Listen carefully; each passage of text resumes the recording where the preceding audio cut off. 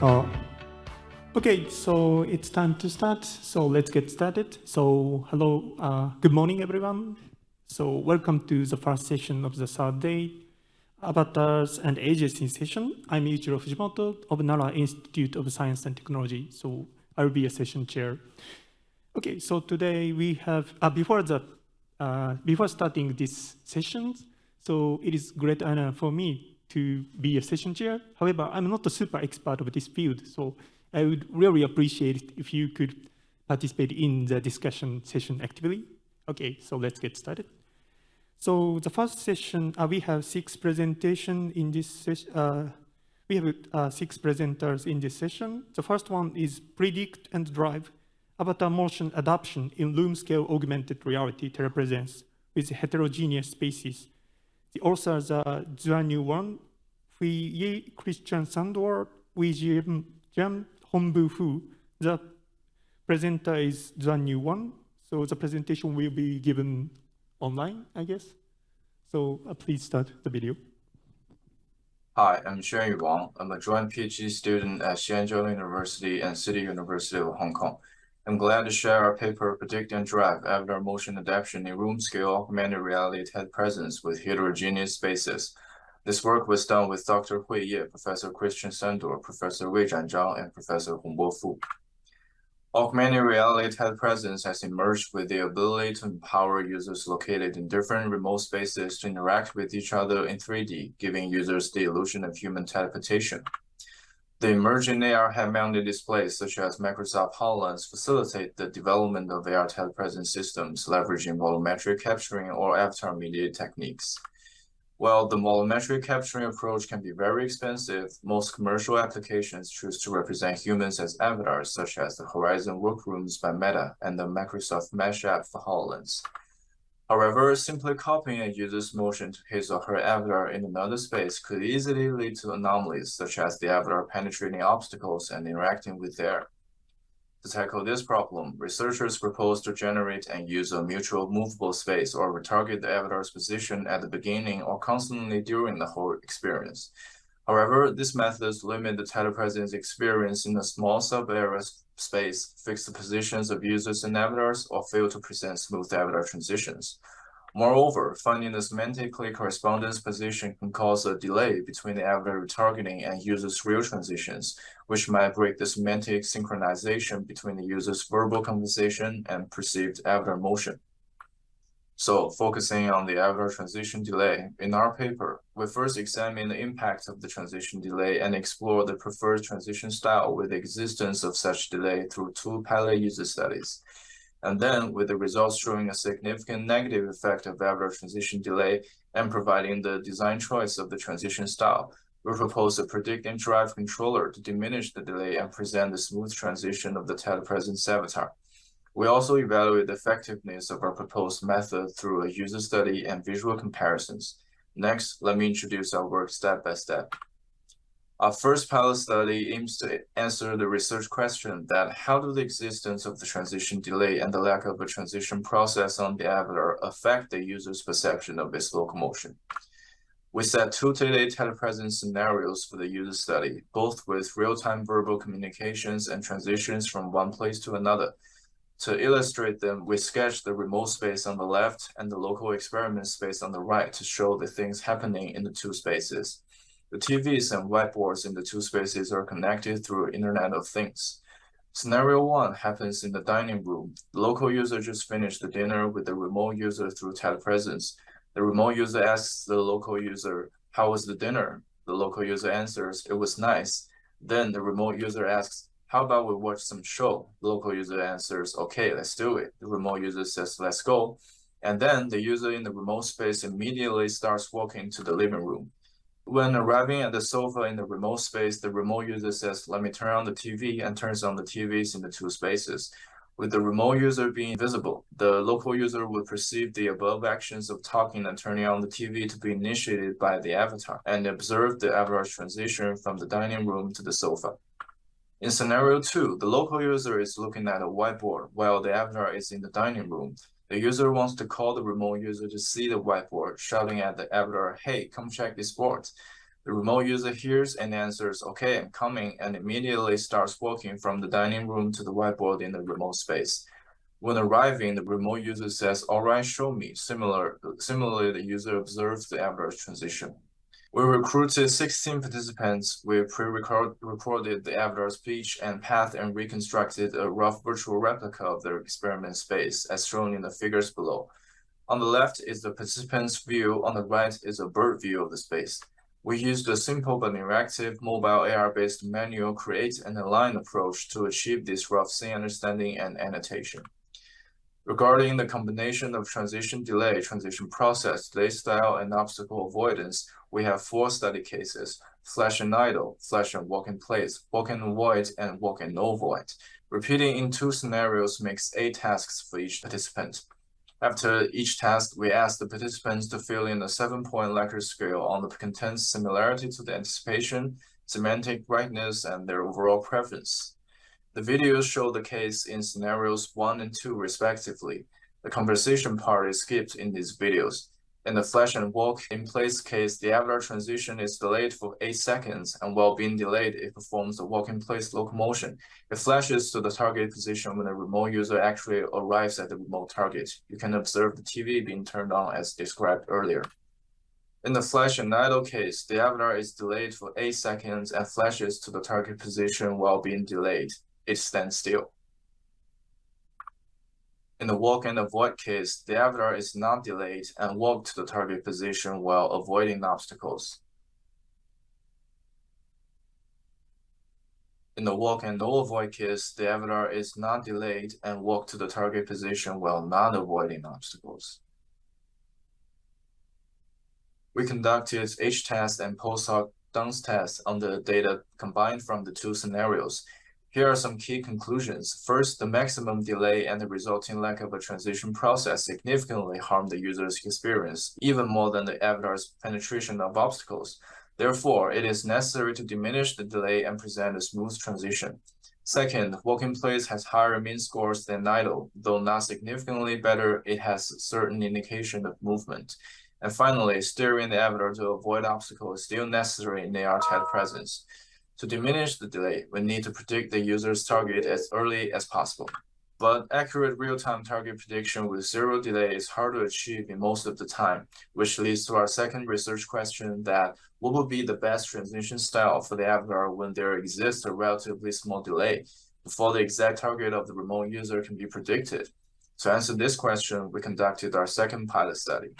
We recruited 12 participants with the same setup as study 1. We consider 3 transition styles, namely const, speed, and hybrid.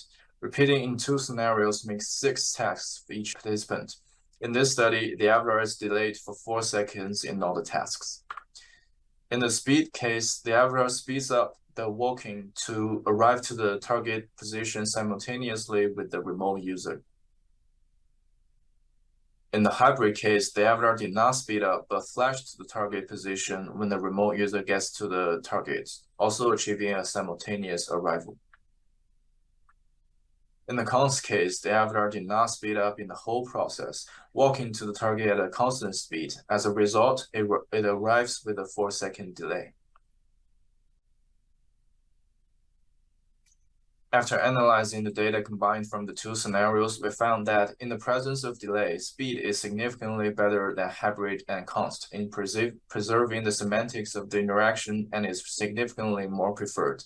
It can reduce the transition delay and present a smooth transition process. We will implement this transition style in our prototype.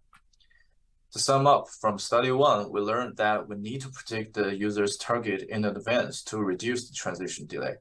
And we need to generate a path that is safe and natural enough for the avatar to move to the target position. From study 2, we obtain the design choice to speed up the avatar's transition when there exists an inevitable prediction delay. It helps keep the semantics of the conversation context and the avatar's motion synchronized while maintaining the coherence of the transition process. With this in mind, we introduce our predict and drive avatar motion controller. It has a target prediction component and an avatar control component. The target prediction component is based on the spatial-temporal relation between the user's moving direction and the object slices, as shown in a simple illustration. Specifically, we calculate all the object slices from the visibility polygon of the space and define an object as a target if the user's moving direction stays in the object slice for a certain period of time, half second in our implementation. However, for the situation where there exists an obstacle between the user's starting point and the target point, as in this video and the figure on the right, it will have a relatively big delay caused by the semantic ambiguity of the locomotion. The target is cleared only in the latter part of the transition, as in the orange arrow. So, to reduce the prediction delay caused by such ambiguity, we further design a grouping component as an upgrade to the basic approach as shown in the middle video. It calculates a virtual target by grouping the objects the user is approaching instantly at the start of the transition and updated every frame with 0 delay, which will consistently approach and eventually reach to the real target.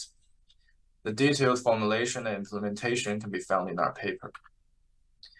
We implement our avatar control component based on the artificial potential field method. The controller maintains an APF of the space as shown on the right and determine the avatar's moving direction using the negative gradient of the APF. We adjust the avatar's speed to ensure semantically simultaneous arrival. The formulation is illustrated in the supplemental document. After developing the prototype, we conduct an initial evaluation. We recruited 12 participants with the same setup as studies 1 and 2. We compare the ground truth trajectory GT, the path generated by our basic approach, and the path generated by our upgraded approach with dynamic grouping. The paths are shown in the figure in green, orange, and blue, respectively. GT is the trajectory recorded from a real human, representing the most natural avatar path adapted from the remote user's transition. Basic is the transition generated by our basic method.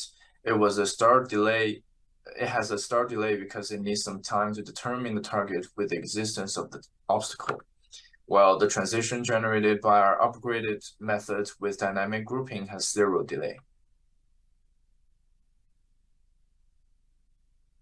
After analyzing the data, we found that grouping provides a decent experience with no significant difference to GT. For more detailed discussion and visual comparisons, please refer to our paper and supplemental video. So, in conclusion, we explore the avatar transition delay and the transition style with 2 pilot user studies, proposed a predicting drive controller to deal with the delay and present a smooth transition of the telepresence avatar, and conducted initial evaluations to show the effectiveness of our proposed method. Future work can be done from improving the generalization using more advanced target prediction method, exploring more detailed short-term motions, and addressing scenarios with multiple users and spaces. If you have any questions, please feel free to contact us. Thanks for watching.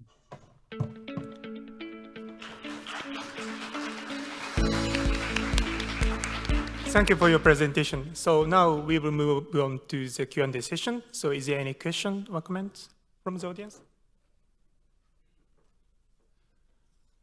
Okay, so I have one question. I'm curious about the applicability of your system. I guess, for example, I think you need some assumption for the 2 real environment. For example, the size of the space should be almost same, or for example, chair should exist for both environment. So what do you think about that? Yeah, that's an interesting question.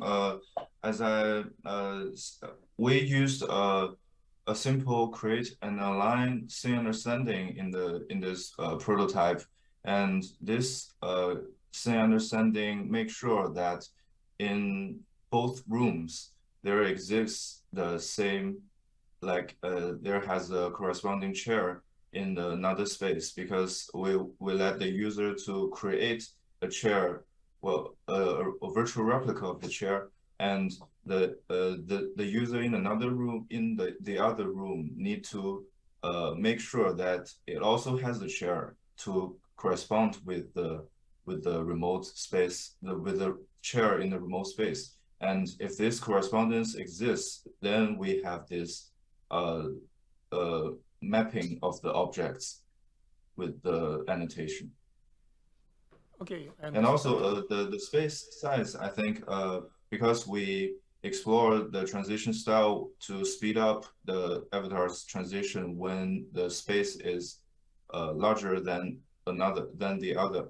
And I think maybe the future work can be done to explore more pairs of space sizes to address the problems of space size. Okay, thanks. So is there any question or comment from the audience? Okay, so we almost run out of time. So I would like to thank the speaker again. Thank you very much.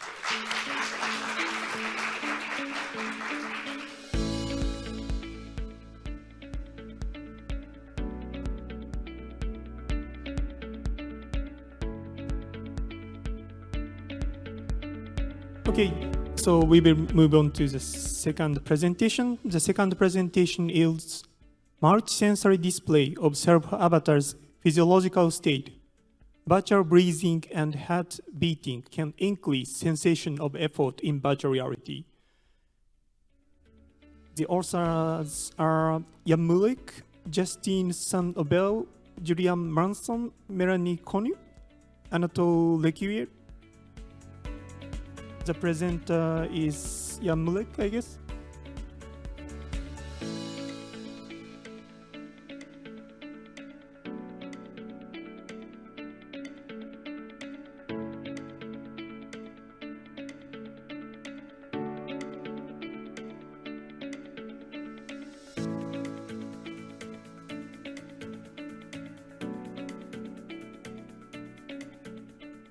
Okay, so hello everyone, and welcome to this presentation on our work called Multisensory Display of Self-Avatar's Physiological State. Virtual breathing and heart beating can increase sensation of effort in VR. So I'm Jan Mulek, a PhD student from INRIA Rennes in France, and here are my co-authors. So in many VR simulations, the user is less physically involved than his avatar. For instance, in video games or in VR rehabilitation therapy, you may find yourself in such situations. So for instance, you may have a seated user controlling his avatar with a controller, and the avatar is walking in a virtual environment. So the objective of our work was to increase the user's sense of effort. So in general, you may have several strategies to do so. So involve the user in the avatar's activity, or you may try to trick the user into thinking he's making more effort by displaying the avatar's physiological activity. So this is the approach we chose. So more specifically, we used the multisensory display of avatar's physiological parameters during a passive walking simulation as a means to increase user's sensation of effort. So you may know biofeedback as the fact of measuring a physiological activity on a user and then feed it back to them in order to teach them how to control it. So our system is not exactly a biofeedback system. Rather, it is a fake biofeedback system where the physiological activity is generated and then displayed to the user. And so we generate the physiological activity as a function of the avatar's effort in the virtual environment. So past work has already suggested several ways to display physiological parameters in VR. So here I'm only going to focus on cardiac and respiratory activity since they are the most common and they are the one we focus on. So for instance, Shen and colleagues proposed a design space exploration where they compared bisensory modalities, bisensory displays of physiological parameters. So for instance, visual plus audio or audio plus haptic. And they assessed which one the users preferred. Then Jane and colleagues proposed a VR scuba diving simulator using a multisensory display of user respiratory activity. So it's the only example from the literature where we found a multisensory display for breathing activity. but it is only adapted to scuba diving simulation, as you can see in the image. And finally, some work have suggested to combine the display of physiological parameters using cardiac and respiratory activity at the same time, but they did not assess the impact of combining the parameters, and they only focus on visual and audio cues. Finally, the effects of displaying physiological parameters has been assessed on embodiment, effort sensation, and physiology. So our contribution to this field is to design a consistent set of 3 sensory modalities for the display of cardiac and respiratory activity. And we evaluate our design systematically with 3 user studies. So let's start with our display. So first, virtual heart beating. So the visual and audio cues are presented using an HMD, and the haptic cue is presented using a wristband placed on the dominant end. And as you can see, the visual representation is a gray peripheral overlay in peripheral vision. So at each heartbeat, the overlay shrinks. Then, as you can hear, the audio cue is a heartbeat sound, and the vibration applied to the user's wrist follows exactly the same pattern as the other cues. So we evaluated this first display in a first study, including 30 participants. So the experimental design was the following. We had a seated participant observing his avatar in first-person perspective, as you could see earlier. And the avatar was walking on a straight path on a slope of increasing steepness. This was designed to make the physiological activity change during the simulation. And it was a within-subject study design with 5 conditions, so 1 for each of the sensory modalities alone, 1 for the combination of all 3, and 1 control condition where we did not display anything. And our measures included embodiment, self-report walking, and effort sensation. So for the results of this first study, we have an effect of condition on effort sensation. So the multisensory condition induces more effort sensation than the control condition. And it is also preferred by a majority of participants, which is 40%.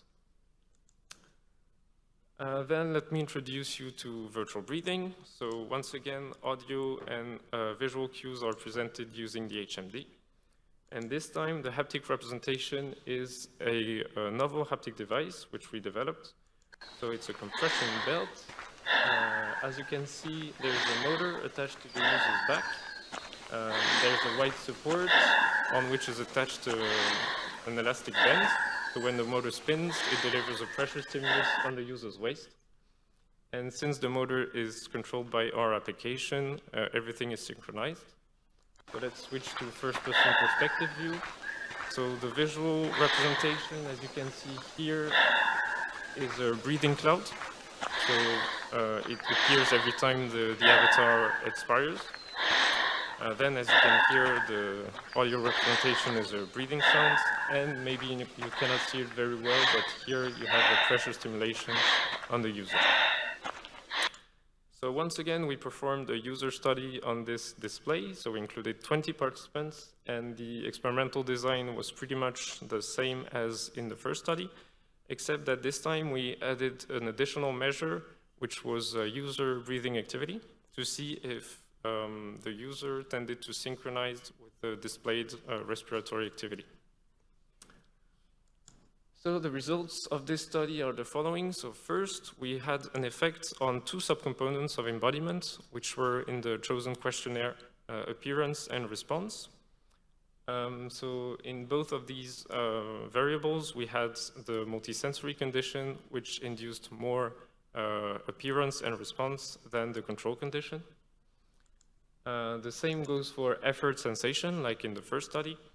And finally, we have an effect on breathing offset, which shows, so breathing offset is a metric that is basically a distance between user and avatar breathing. So a low value means a high synchronization between the 2. and you can see that the multisensory condition is the highest synchronization. And we have an effect of all of the other conditions as well. Finally, we performed the last study on the combination of all displays. So here is a sample video of the user study. And once again, the experimental design was almost the same, except that this time we had only 3 conditions. So one for the multisensory display of cardiac activity, one for breathing activity, and one for the combination of the 2. And I won't go into too much detail, but we have, once again, an effect of combining both physiological parameters on effort sensation and on user preference as well.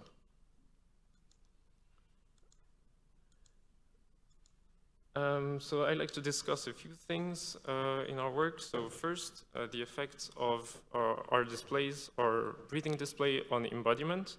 So where the multisensory condition induced more appearance and response than the control condition.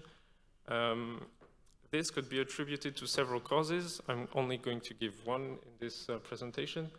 So this could be attributed to breathing synchronization. So as you can remember probably, the multisensory condition induced more synchronization between user and avatar breathing. So that would bring our system closer to a regular biofeedback system, which was shown for breathing display to induce more sense of embodiment. So that could explain our results.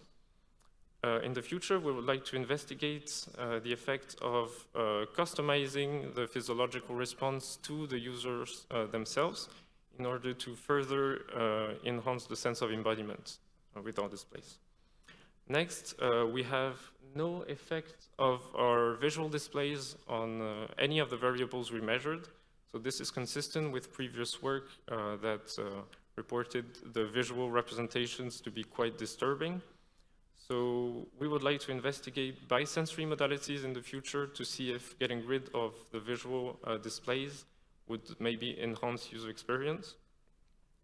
And other leads for future work include the testing of our displays into more concrete applications like video games and rehabilitation therapy. So to summarize our results, we can say that displaying avatar physiological parameters to users can indeed increase user sensation of effort. We find the results are best using multisensory display, and that breathing display seems to be more compelling than cardiac display. And we can also, with a breathing display, influence the sense of embodiment. And this work could benefit all the simulations where we want to induce a sensation of effort without actually making the user exert more effort. So thank you for your attention, and if you have any questions, I'll be happy to answer them. Thank you for your presentation. Okay, now Q&A session. Is there any question or comment? Thank you very much for the very interesting talk. I was wondering if you see if the combination of just the vision and the auditory and the haptics will work just as well, as good as the combination of the 3, because the vision condition does not seem to work well, yeah. And also the seeing visually the heartbeat might not be that realistic. That is not a normal experience. Could you repeat the question? I'm not sure I got it right. Yeah, so you compared a couple of the conditions, no feedback, auditory only, visual only, haptics only, all the combination of the 3. So what about the combination of only the 2 of the auditory and the haptics?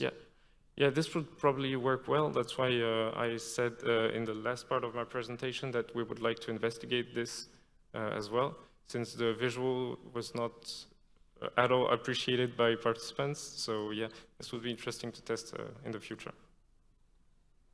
Thank you.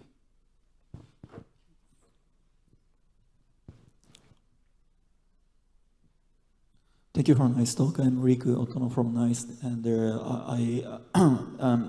Did you get some like qualitative measurement or freestyle, like free comment from their participants after the experiment, and you saw is it consistent with your like quantitative measurement or real result? Yeah, we got some feedback and comments. I think participants appreciated our displays, and they thought it was quite compelling. Like some of them thought that their real heart rate, for example, was actually getting higher. We did not measure for that, but we expected that it wasn't getting actually higher. So that shows that our displays were, compelling, and that effort sensation was indeed higher using our displays. Thanks. Any question or comment? So, okay, I have one. So, as I understand correctly, the paper you referred for providing fake heart rate feedback induced a sensation of effort in other cases. So, so in these two papers, the participants were really exercised, but in your context, so user is just sit on the chair, right? Yeah. So, do you think this difference will affect the result or not? I mean, if we try to use our displays in situations where the user is not passive. I think the meaning of the fake is a little bit different from yours. Yeah, that would probably, like, if the user performs a physical activity, that would probably affect effort sensations as well. So maybe the effects of our display won't be so high in comparison to making an actual effort. This would be interesting to try it in the future. Okay, thank you very much. Okay, we'll run out of the time, so let's thank the speaker again.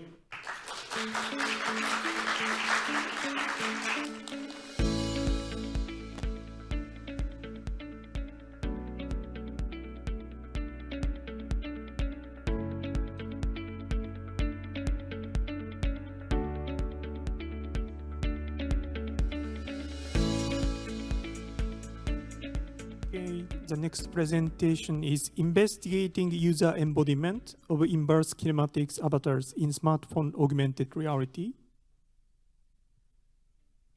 The authors are Elhassan Barel-Macleod, Florian Weidener, and Wolfgang Breu.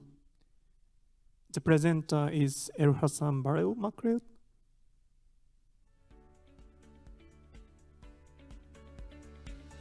Hello, hi, all right. Please start. Hello, everyone. Thank you for taking the time to attend this talk. I'm Elhassan Macleod, research assistant and PhD candidate at TU Ilmenau.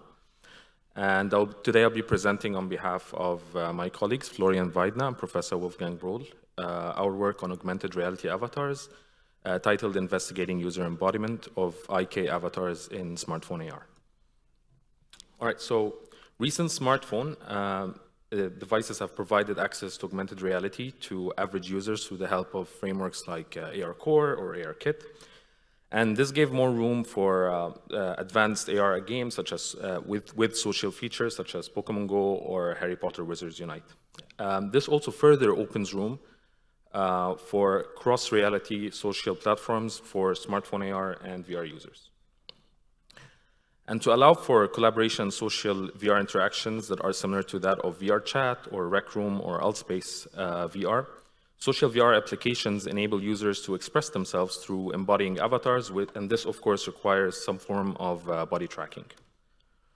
However, due to the smartphone's limitation in tracking user body movement and behavior, smartphone AR does not provide a level of social interaction similar to that of those VR applications that were just mentioned.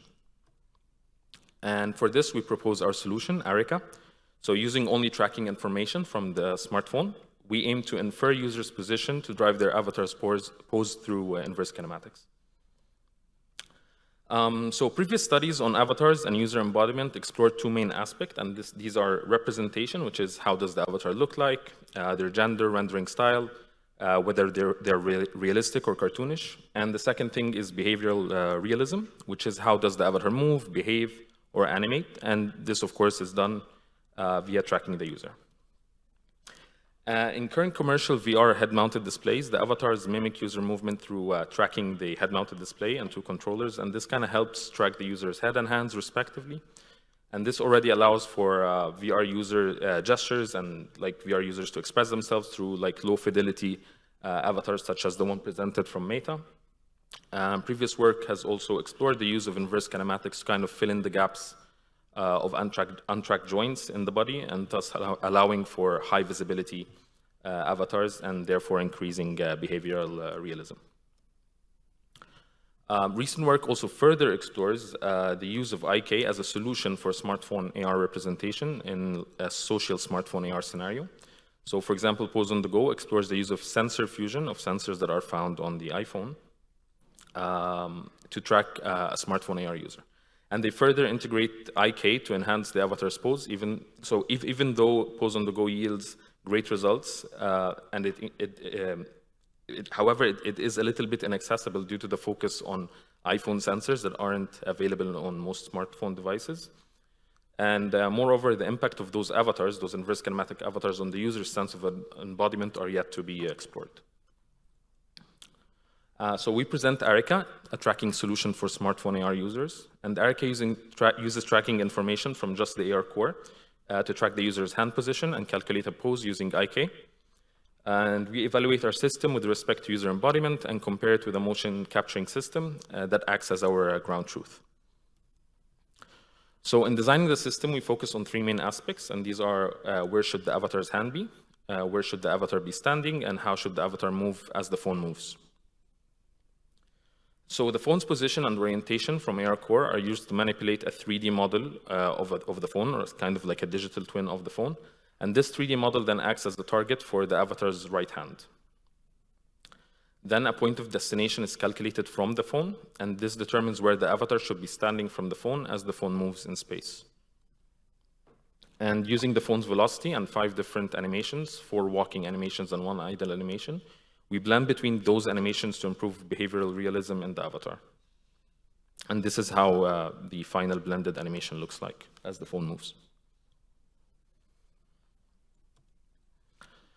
We designed a study to compare the accuracy of our system against the commercial motion tracking system, OptiTrack, and compare both systems with respect to sense of agency, self-location, and body ownership. To do that, we invited participants to observe their avatars in an augmented virtual mirror and allowed them to execute a navigation and a pointing task. Each participant observed their avatar 4 times, so twice when their avatar was tracked with OptiTrack and twice with their avatar being tracked with Arica. And during each observation, they were either doing a navigation task or a pointing task. So for that, since we have a virtual mirror, we had to do a digital replica of our lab to be displayed in that virtual mirror as well. We also placed a marker that is scanned at the beginning of the study, and this helps overlaying the virtual world on the real world so that it kind of lines up one-to-one. For our study, we had 20 participants, 16 self-identifying as males and 4 as females. They had an average age of 27 years and an average height of 176.5 centimeters. We used the participant's height to further scale the 3D avatar, and this kind of helps them be on the same height when they're seeing themselves in that augmented mirror. Similar to Pose on the Go, we designed a task that asks participants to take certain steps in a frame of 20 seconds, so they move back and forth and right and left. And then we created a pointing task. This was done to nudge participants into moving their hands more often to avoid some sort of a static posture where they're holding their phone in front of them and just swaying back and forth.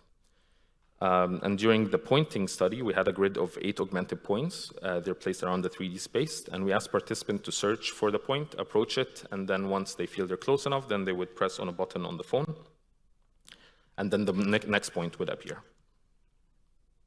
So our study procedure went as follows. Participants were greeted, then they filled the demographics form, and then based on a Latin square, they were provided one of the combinations of the task, so Arica with a certain task or OptiTrack with a certain task. And then they filled a user embodiment questionnaire with 12 questions. Each question measured one of the user embodiment 3 main structures. So self-location. This is the sense of being self-located inside one's body. And this is not to be confused with the sense of presence, which is the sense of being in a virtual environment. agency, which is the sense of having motor control over one's body, and body ownership, which is the sense of ownership over one's body. And during this study, we collected data from the joint transforms from both the ARIKA avatar and the OptiTrack avatar. Our data was measured with an average rate of 81 frames per second. So that means we had transform data for each joint at a range of 81 frames per second. And during pre-processing the data, we averaged the position and rotation of each joint per second. Then we calculated the Euclidean distance and rotational difference between ARIKA and the OptiTrack avatar. Then we used a z-square approach to identify and remove outliers within 3 times the standard deviation from our calculated mean. And then we further investigated the subset of all the joints saved. So we saved many joints from the 3D model. However, the ones that were observed were hip, hand, elbow, shoulder, knee, and ankle for both the right side and the left side. And therefore, we totally observed and analyzed just 11 joints. The overall Euclidean distance error is 22 centimeters with a standard deviation of 13 centimeters across the 11 joints. We then calculated the distance for each side, right and left, across all tasks per individual task. And here, as you can see, the right side of the body, which was being tracked by the smartphone, has an overall less Euclidean distance error than the left side. We can also see how the error increases the further we move away from the right hand, which is the main joint that is actually being tracked by the smartphone. In comparison to Pose on the Go, ARIKA has an overall larger mean Euclidean distance error and standard deviation. The difference in the overall mean between ARIKA and Pose on the Go is 5 centimeters. And this definitely is due to the fact that ARIKA only uses ARCore's phone transform data as opposed to a fusion of different sensors. But ARIKA is successful in estimating avatar pose using only this data from ARCore without having a large Euclidean distance error. Finally, for embodiment, we evaluate our user embodiment questionnaire. So participants were provided a total of 12 questions, with 3 questions focusing on self-location, 3 on agency, and 6 on body ownership. And we performed repeated measures ANOVA to compare the effect of tracking on each question from the questionnaire. And for self-location, 1 out of 3 questions had a statistical significance, favoring OptiTrack over ARIKA. Participants felt that their body was not located where they saw their virtual body while using ARIKA. This is mostly due to ARIKA not having tracking information of parts of the body, such as the legs, for example. So also, ARIKA predicts a step is taken based on the velocity and displacement of the phone. So if a small step was taken, that wouldn't be visualized through ARIKA, therefore making the avatar appear in a little bit different location than that of the user's body, and therefore impacting the user's self-location. And as for agency, all 3 questions had statistical difference. And this kind of makes sense because when users move parts of their body that aren't being tracked, such as their left hand, for example, it didn't mimic their movement, which was kind of also creepy for them. Looking at the mirror and your reflection kind of does something different. And this impacted the user's overall sense of agency because they didn't feel that they have full motor control over their body. However, for body ownership, there was no statistical significance between ARIKA and OptiTrack in any question that explored body ownership. So as expected, ARIKA scored less than OptiTrack in embodiment. Although there is room for improvement for ARIKA, the median values for agency and self-locations were above the neutral values. And moreover, overall body ownership was not sacrificed when users were being tracked through ARIKA. So our work found out that using IK avatars for user representation in smartphone AR doesn't really impact users' sense of body ownership. However, IK avatars weren't enough to maintain user sense of location and agency. And this, again, is mostly due to the low tracking fidelity in smartphones. So what's next? Well, the easiest answer is better tracking and pose estimation solutions. And this could be achieved by the use of sensor fusions, but hopefully more accessible ones other than ones that are just found just on an iPhone. And to explore more complex actions as well through blending more diverse animations in order to allow for more complex physical coordination as well. So not just navigation and pointing. And finally, we explored the sense of self-embodiment. However, it would be also interesting to explore the perception of other users observing an IK avatar and the IK avatar's impact on social presence. And this brings me to the end of my talk, and feel free to get in touch. I'll leave it for the Q&A. Thank you. Thank you for your presentation. Okay, so we will move on to the Q&A session. Is there any?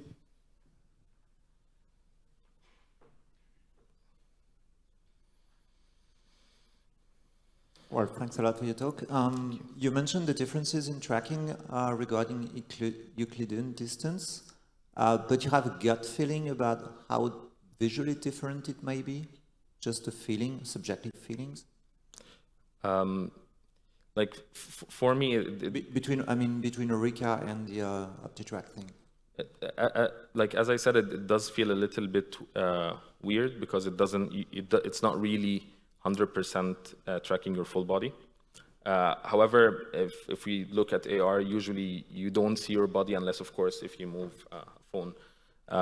So I think it will be mostly interesting if we explore it from the other side of an observer that is observing this body. How would they feel? Would it feel weird that an avatar is moving a little bit mechanical? They're not really natural. Yeah, but I don't like. I'm not sure if it is. It will only be interesting to explore if there's mirrors everywhere in an augmented virtual environment. Thanks a lot.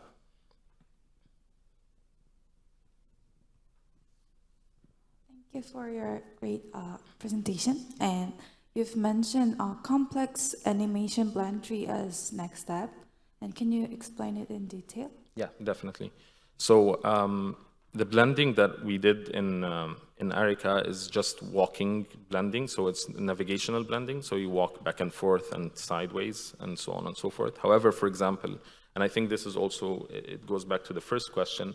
Let's say you bend over or you crouch. Now this wouldn't register with Arica, right? So it doesn't really allow for a lot of complex activities that could be done by the user. And therefore, if we add more expressiveness, for example, a small wave as you wave the phone, or allowing for leaning. So what if the user was leaning on one leg or the other? How would you present that? And I think this is what I meant by adding more complex animations or better blends.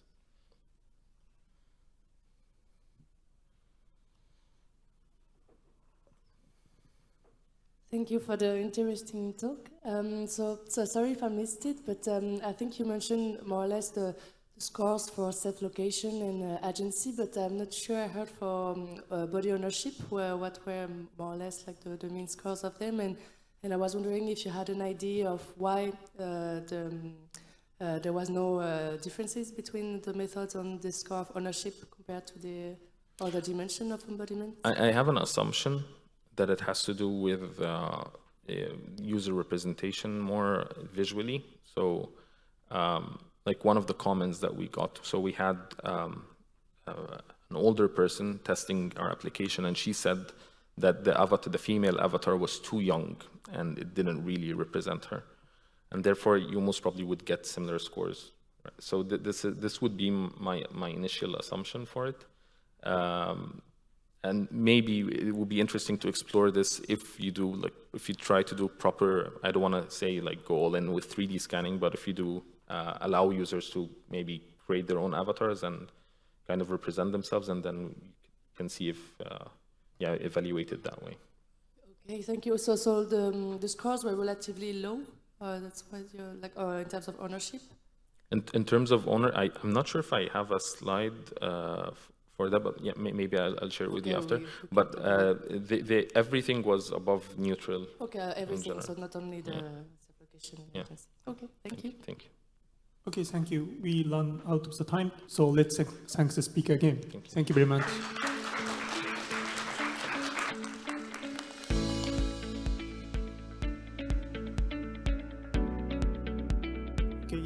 So we will move on to the next presentation. The next presentation is the effect of avatar and environment design on embodiment, presence, activation, and task load in a virtual reality exercise applications. The authors are Andrea Bartel, Christian Martz, Daniel Roth, Mark Ehrlich Latasik. The presenter is Andrea Bartel. Okay, please start when you get ready.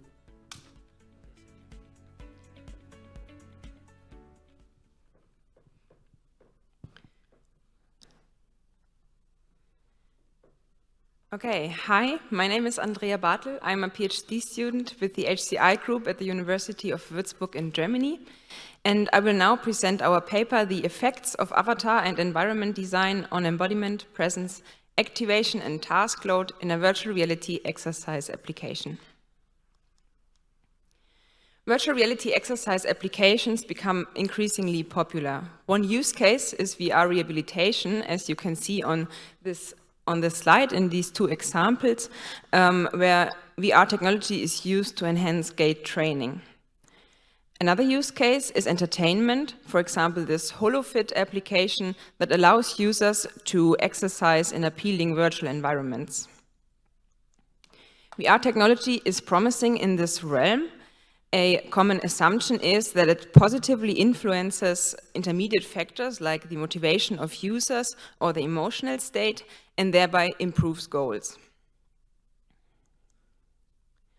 However, when we design VR exercise applications, we have to make many individual design decisions that potentially influence the users.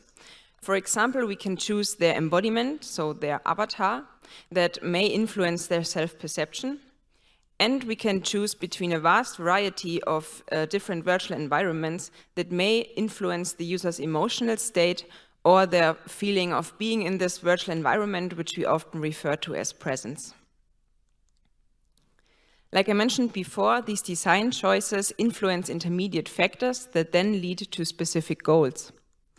However, in reality, the relationship between these design choices and these intermediate factors is already merely assumed.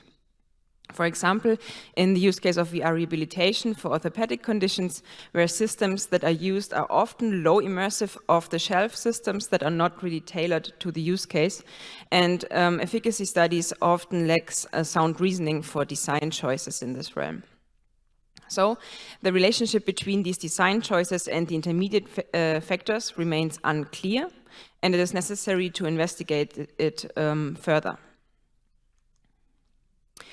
Therefore, our research question can be summed up as follows. How do prominent design decisions influence relevant intermediate factors when exercising? For our investigation, we chose 5 intermediate factors of interest as dependent variables in our user studies. The first 2, embodiment and presence, are very specific to immersive technology, immersive virtual reality technology, and are therefore very important for a vast variety of use cases. The last 3, activation, task load, and motivation, are more application-specific intermediate factors and inspired by the VR exercise use case. For our investigation, we implemented the VR exercise application iLast that allows users to perform simple movements for the lower body in a virtual environment, as you can see here in this video.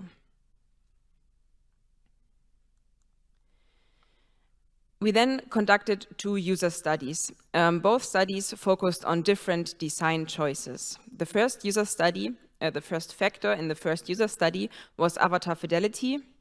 Here we compared a partial body with a full body representation. The partial body, you can see it in the left picture, was only an abstract block that represented the user's foot.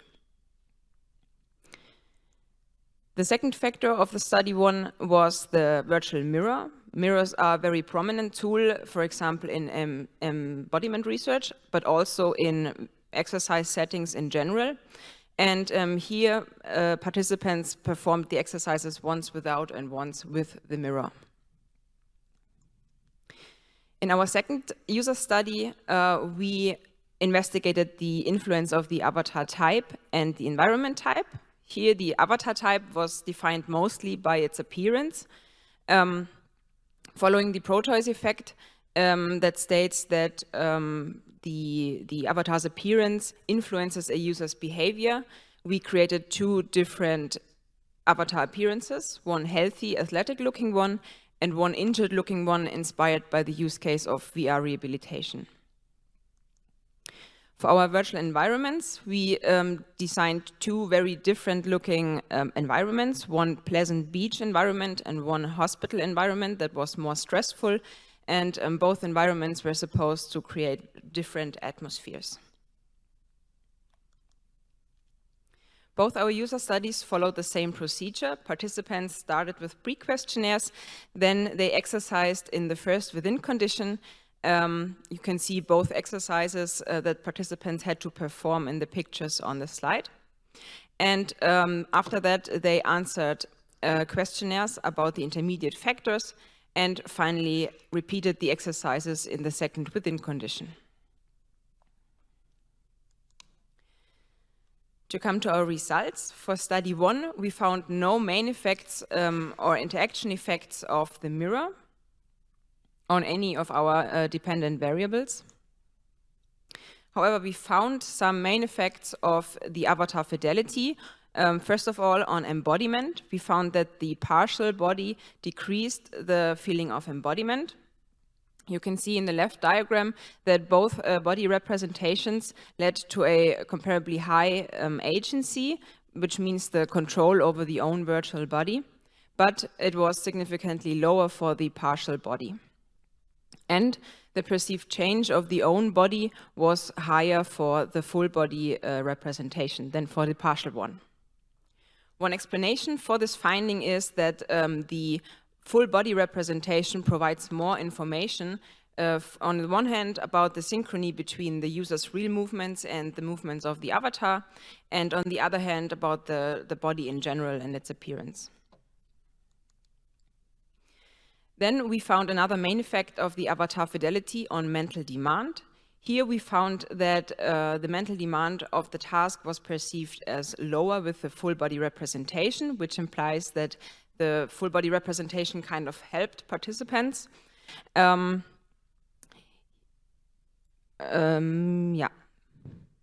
The explanation for this effect is could also be that the additional information that the full body provides here. So maybe this helped participants. Regarding study 2, we found a main effect of the avatar type on temporal demand. Temporal demand here means time pressure. We found that participants embodied in the injured avatar perceived more time pressure than participant embodied in the healthy avatar.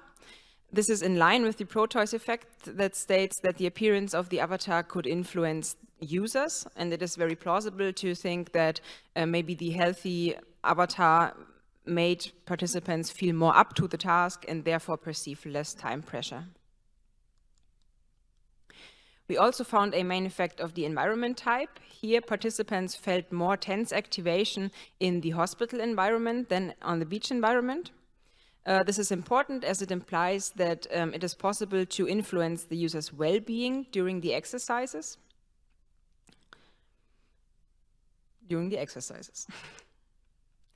And then finally, we found an interaction effect between avatar type and environment type on presence.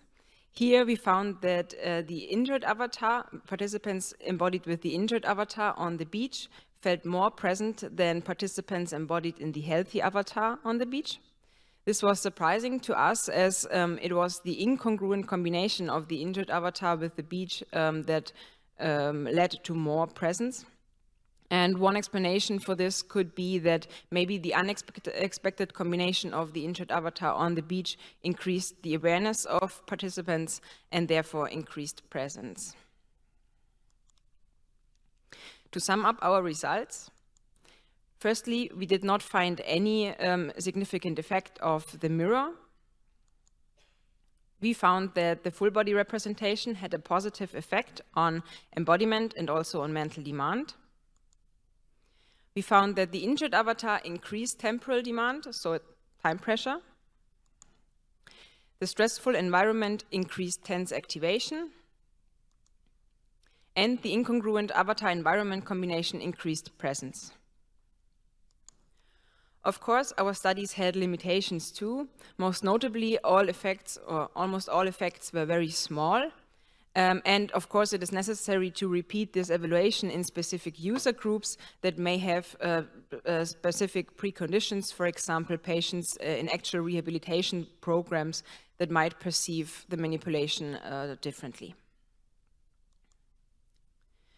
To conclude this talk, our investigation focused on the relationship between design choices and intermediate factors in VR exercise settings. And we did indeed find that our design choices regarding avatar fidelity, avatar type, and environment type influenced our intermediate factors, and they influenced it not only separately, but also in combination. Our findings confirm prior work regarding the sense of embodiment, the Proteus effect, and the influence of virtual environments in a VR exercise setting. And of course, our investigation is only a first step.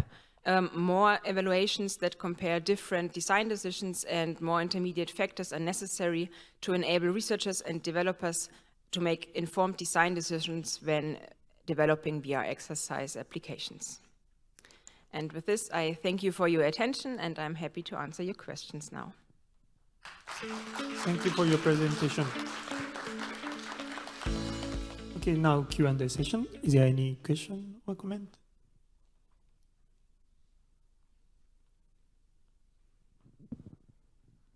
Thank you for thank you for the very interesting talk.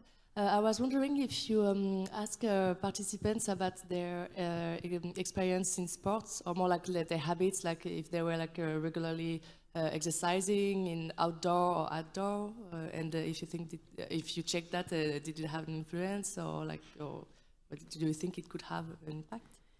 Yes, we did ask participants in the demographic questionnaires about their sport habits, not so much in detail, but just how regularly they exercise, to exclude this as a confounding factor, to make sure that the groups are equal. And we checked it, and they were similarly athletic, so to say. Yeah. Okay. Yeah. So there were no correlations possible to be done. Then I guess if they all had similar level.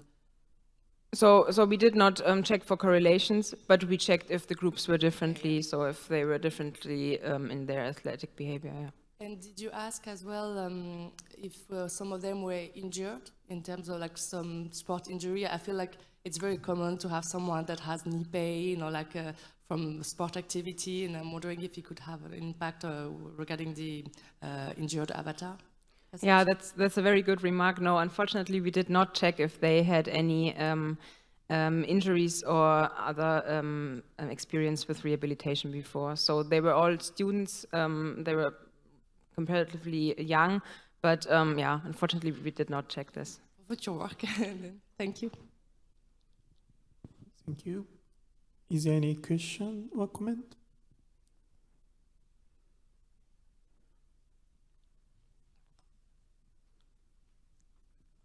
Thank you for a nice talk. And you mentioned that they're in the situation, the incongruent situation, like the injured people in the beach case, the users improve their presence. But did you find there like similar trend in the opposite case? I mean, the healthy person in the hospital case. In this situation, did you also find there like similar trend, like user improve their the presence? We found a tendency. It was not really significant. It was just a tendency that this congruent combination increased motivation. But yeah, it was only a tendency, and we would definitely have to look into this further. Also, we did not ask participants if they really perceived this as so incongruent or as really congruent. So this is also future work to check if participant, what really happened there, if this really increased attention on the user side, or what really happened there. Makes sense. Thank you. One quick question. Oh, okay, so we almost run out of the time. So let's thank the speaker again.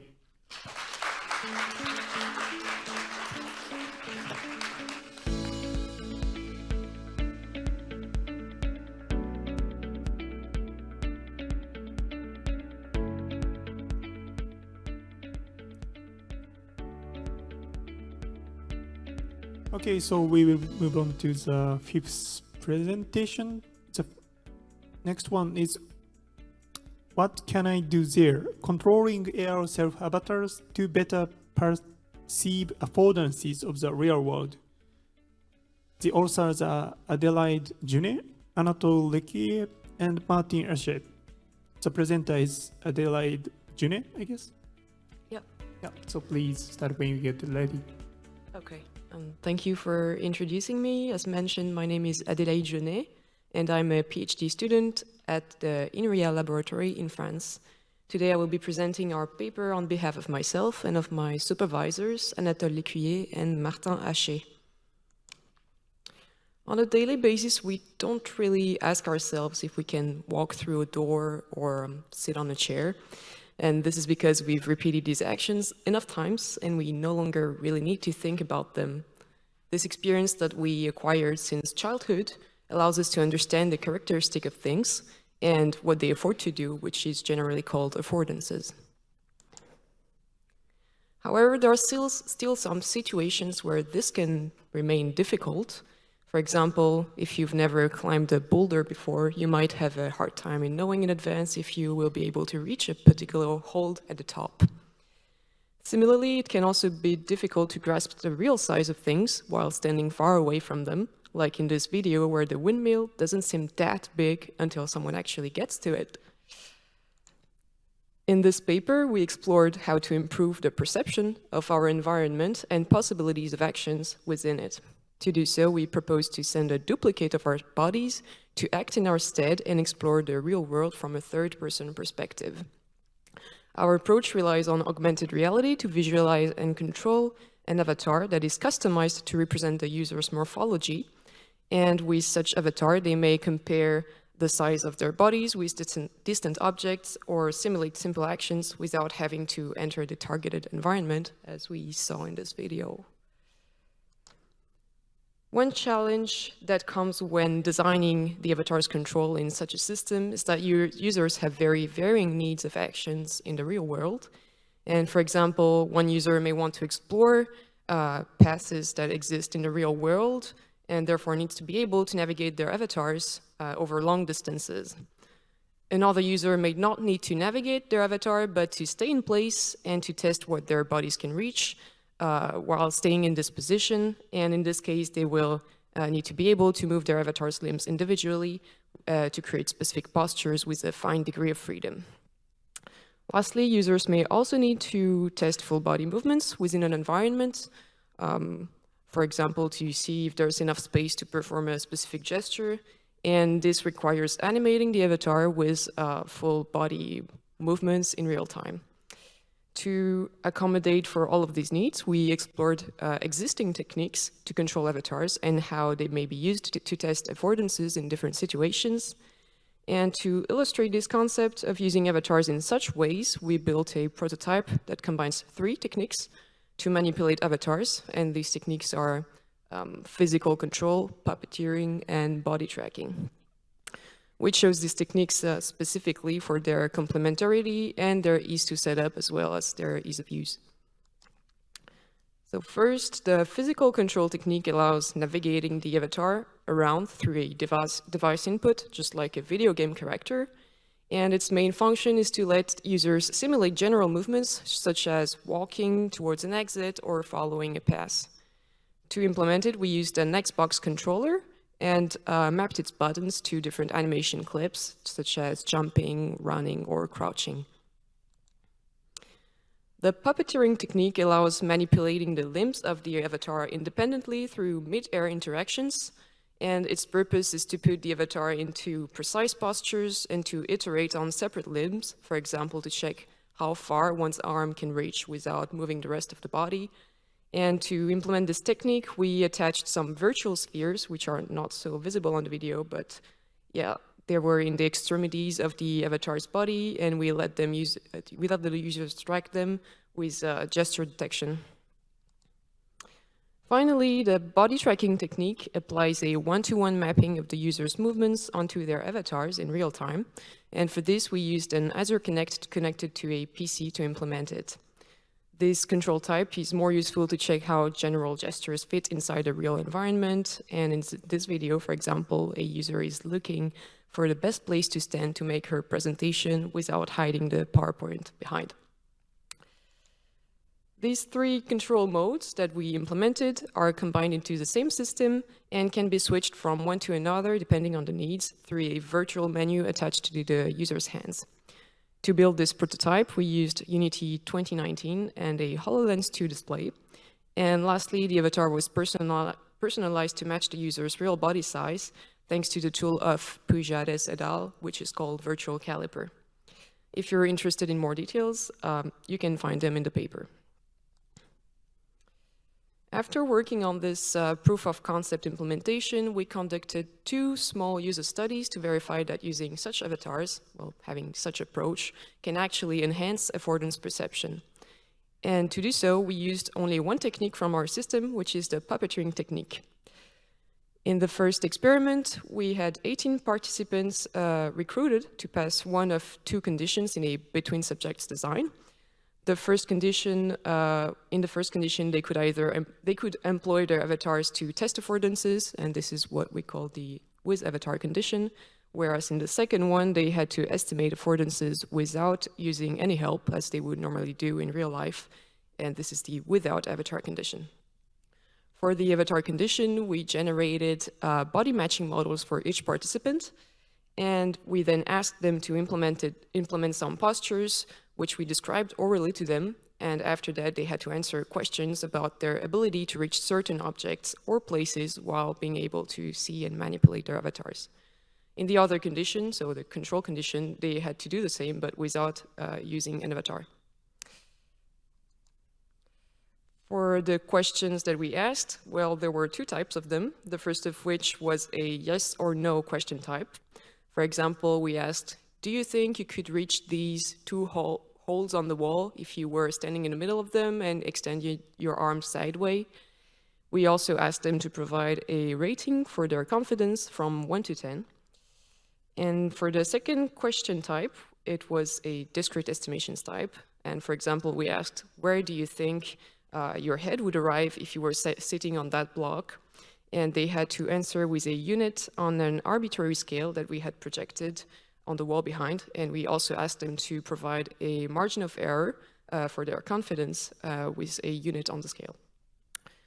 Lastly, we assessed their appreciation of the general system with a custom 7-point Likert scale that we applied after the experiment. To evaluate the accuracy of the users, we compared their answers to a theoretical ground truth that we obtained from their body measures, which we had collected before to generate their avatars. And for example, given we knew that the length of their arms, we theoretically knew where they should be able to reach and where their body parts should arrive, given our questions. This allowed us to compute a yes or no score for the yes or no questions, which was basically the average number of correct answers, and an estimation score, which was the average error for questions using the scale. Regarding the user's confidence, we simply took the average of the ratings and of the margins of error that they gave. And our hypothesis was that the condition using the avatar would show more correct answers, less estimation errors, and also a higher confidence. To test this hypothesis, we applied some Wilcoxon-Rankin tests on the 2 scores and on the average confidence. And these box plots here show the results for the accuracy score of each condition and for each type of question. We globally found that the accuracy was significantly improved when using the avatar with moderate and large effect sizes. But we also found that users had they were giving smaller margins of error, so they were basically more confident, but didn't give specifically higher ratings for the yes or no questions. But this still allowed us to confirm our hypothesis in the most part. And therefore, from these results, we concluded that manipulating avatars can provide new information that is actually useful when estimating affordances. In the second experiment, we wanted to see if users would still benefit from these effects even after removing the avatar from sight. So the experimental design, conditions, and the measures were identical to experiment 1. The only difference was that instead of putting the avatar into postures and then answering our questions one after the other, participants first had to manipulate the avatar into the postures we described, so all of them, and then answer all of our questions after removing the AR headset when they could not see the avatar anymore. We also introduced a supplementary environment, which you can see on this video, and therefore participants had to judge affordances either on a ground environment that was used in the first experiment or on this elevated environment, which was on a beam. And like in experiment 1, we expected that the condition where the avatar was used would give better accuracy and confidence. However, we could not find the significant difference that we were expecting, and this can be due to several factors that we discuss in the paper. However, our main hypothesis is actually that our experimental design had a play in these results. Basically, we think that because we decided not to tell the participants in advance the type of questions they would get, they did not particularly focus on the environment and the avatar's relative position with it. They rather focused on manipulating the avatar and putting it into specific positions, and that maybe used their entire attention. And because of this, yeah, we think there are several questions on memory encoding and especially on attentional tunneling that should be explored in the future. Interestingly still, some participants, participants provided similar feedback in both experiments, and especially 89% of them judged that the avatar helped them gain confidence in experiment 1, whereas 80% also did in experiment 2. And written comments of experiment 2 included things like, I could better realize the relative position of each object, or I saw myself much smaller, and this allowed me to raise my estimates. And this suggests that participants still might have benefited from the avatar in the second experiment, but to an extent that our experiment could not show. In addition, we also had much positive feedback showing that the avatars were satisfied with the way that the avatar represented them and the way they controlled it. But we also had some negative comments showing that some of them were still reluctant to believe that it was really representative of their abilities. And this also raises more questions about the trust that people put into their avatars and how it is linked to their own body image. To conclude, we proposed the concept of using avatars in AR to explore the world around us and better understand our action possibilities within it. We implemented a prototype to illustrate one way to put in place this concept by combining 3 techniques. And we ran 2 user studies, the first of which confirmed that avatars can be used to improve affordance perception, but we could not show that these effects last over time. As the study we presented only used the puppeteering mode to verify our approach, we propose that future work assesses and compares the usability of all control techniques and others by measuring time performance and sense of embodiment. And of course, the system can be improved with other features, such as recording functions, contact feedback, calibration of physical activities, and so on. To finish, I hope the presented work may serve as a starting point for future research. And I want to take this opportunity to mention that I will be defending my thesis on December 13th. So I'm also looking for a postdoc position. You can always contact me after the presentation. Thank you. Thank you for your presentation. Okay, now Q&A session. Is there any question or comment from the audience?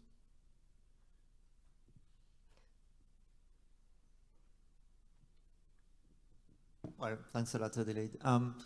Just one basic question about the control condition on the first experiment. Yeah. Did you use a switched off HoloLens or no HoloLens at all? No HoloLens at all, yes. Yeah, because that would make a difference regarding the interaction between the field of view and distance perception. I guess so, but we still decided to do it this way, yeah. Mm. Thanks.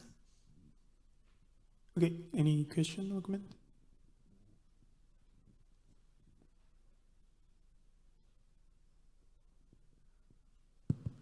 Hey, really interesting talk. As you mentioned, that this could be a starting point for many related research along affordances. So I don't understand the word affordance very clearly, but my question sort of, is, right now I'm guessing you're trying to map some physical characteristics of the person, right? Height or body shape. I'm not sure what all do you take, but and the specific experiment you're talking about, like rock climbing or something, it's a very good one because it's a difficult one, right? Like it's hard to put ourselves in that. But could you also touch base into some other applications which would be useful? Like I'm having a hard time connecting with what other things could be, exciting. And sort of a connecting question to that is how, I think you briefly mentioned it, physical abilities, right? Some people are not physically active, some people are, flexibility, so to speak, like those, I would guess those are more important questions for me when I'm like, oh, I haven't exercised in 6 months. I don't think I can, touch that thing. I'm just saying, right? Like, I mean, many more physical or kinematic constraints might sort of picture into this whole problem. Do you think that could be built into the system in the future?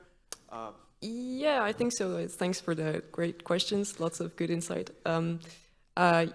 This is definitely a limitation of our system. I think the avatar is only representing the body shape of the user. So let me come back to this detail. We customize the avatar's arms, so arm lengths, leg lengths, hips, widths, shoulder size, I think, and body height. So lots of parameters that should globally give a good estimation for users when watching it, but it does not represent physical abilities like endurance or strengths, and this I think is important to look into in the future, and I'm not sure there's a lot of previous work on that, so it's a exciting thing to study. And for the other part regarding the applications, so we thought of several things. I think it could be used in many situations, but I agree sometimes, it's a little bit difficult to imagine. I guess one thing we had talked about with my supervisors is maybe use it in some training applications, such as there are some dangerous places or risky places that you don't want to go directly to, and you could use your avatar to to test things before. For example, in risk management situations where there are some debris and building threatening to fall or something like that, you want to see if you are able to pass under a beam, or, well, that's maybe very optimistic to use a system like that for now, but yeah, maybe in future work. And also, I think it's quite useful to understand better the space around you and people also that are in front of you. If you're in a concert stage, you might not realize how tall the singer is. You could send your avatar over there. You could also test different entrances on a stage to see which is the best way to enter the scene. Simulate things like that, test some actions through your avatar. I think that's one good application. But of course, I guess it could be used in many other ways. Okay, so time to finish. So let's thank the speaker again.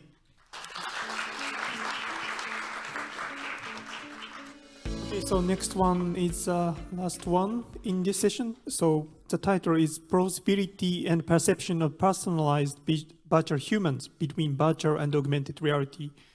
The authors are Eric Wolf, David Mao, Victor Fronapschal, Lina Dellinger, Stefan Benninger, Mario Bosch, Mark-Eric Litatosik, Caroline Vianlich.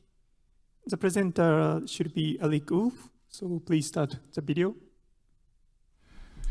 Hi, my name is Eric Wolf. I'm from the HCI group of the University of Würzburg, and on behalf of my co-authors, I will present you our work Plausibility and Perception of Personalized Virtual Humans Between Virtual and Augmented Reality.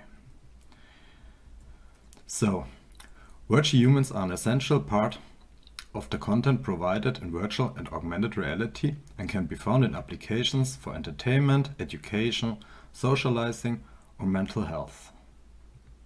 Their use in the area of mental health is particularly interesting, as virtual humans can serve here as a predefined stimulus in the exposure with their own body, as it is done, for example, in body image interventions. For this purpose, photorealistic and personalized virtual humans are often used, as shown here on the picture.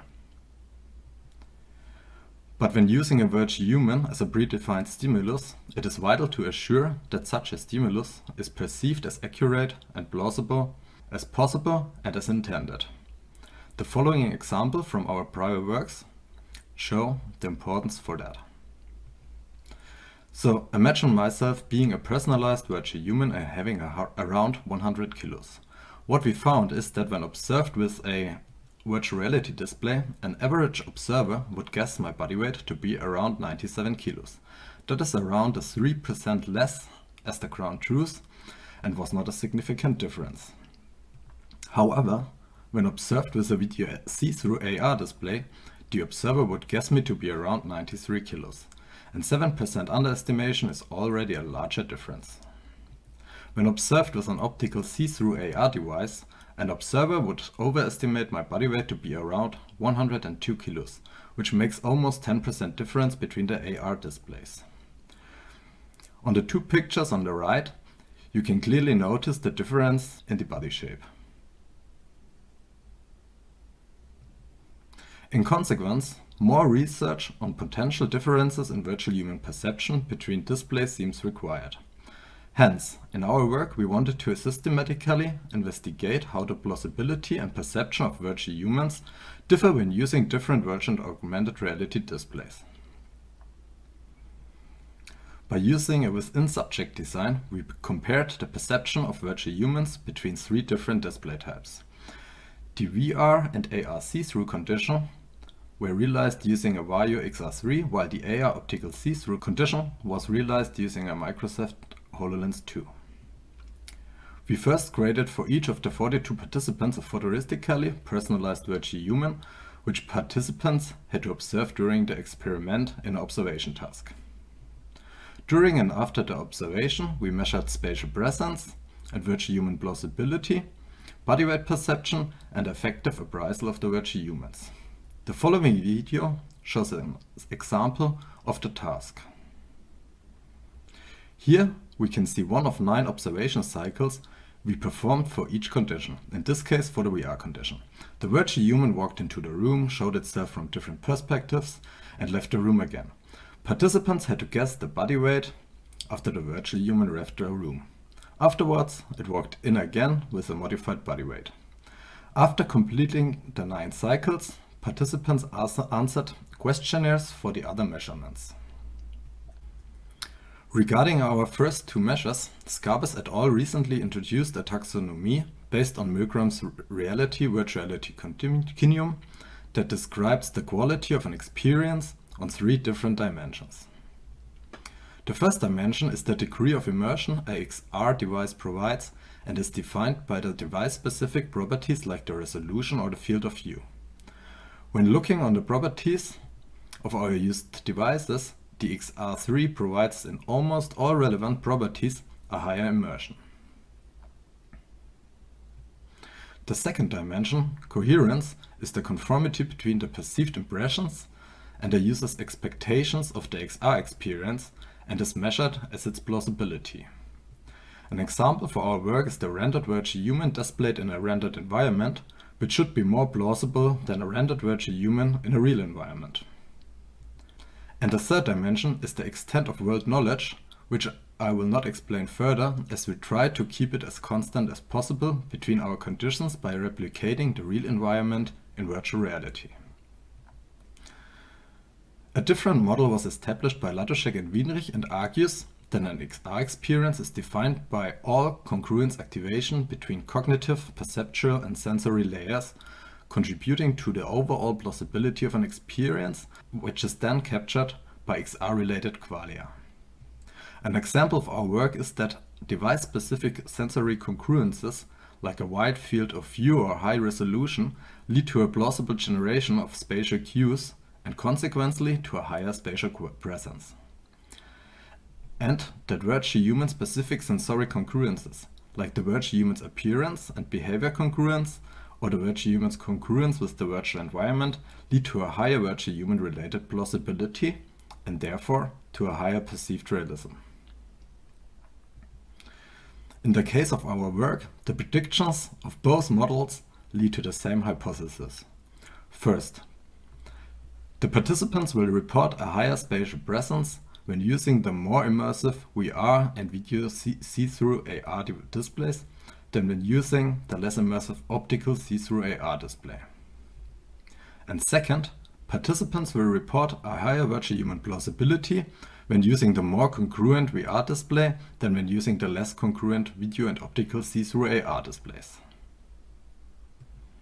When looking at our results, we can confirm our expectations as we found a significantly higher spatial presence for the conditions realized by the more immersive Vario XR3. And we also found a higher virtual human plausibility for the more congruent VR conditions. The next captured variable was the body weight perception. Based on our introduced example of the differences in body weight perception between different displays, we expected differences in body weight estimation of the virtual human between the different display types in our work. Here, our results show a significant overestimation of the virtual human's body weight across all modification levels, only when using the optical see-through device. The last captured variable was effective appraisal, which we divided into humanness, attractiveness, and eeriness. Since we are not aware of any research comparing those factors between VR and AR, we based our hypothesis on comparisons between VR and desktop, where no relevant differences were found. Hence, we expected also no significant differences between our VR and AR conditions. As predicted, our results showed no significant differences in the effective appraisal between our different use display types.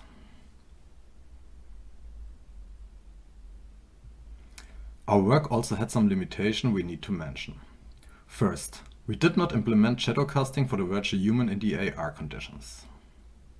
Second, there were still some differences in the extent of world knowledge. For example, participants had no virtual body in the VR conditions, while they could see their real body in the AR conditions. Third, the use of personalized avatars leads to the awkward feeling of seeing oneself moving around in the environment and may be subject to self-related bias. However, that was necessary as we wanted to investigate body weight perception with regard to their own body. And fourth, we investigated differences in virtual human perception using different devices, which only allows guessing which particular properties of the device led to the differences in the perception. Future work should therefore manipulate properties separately using only one device. At the end, I would like to quickly summarize the contribution of our work. With our results, we confirmed assumptions regarding spatial presence and plausibility of the priorly introduced models defining XR experiences.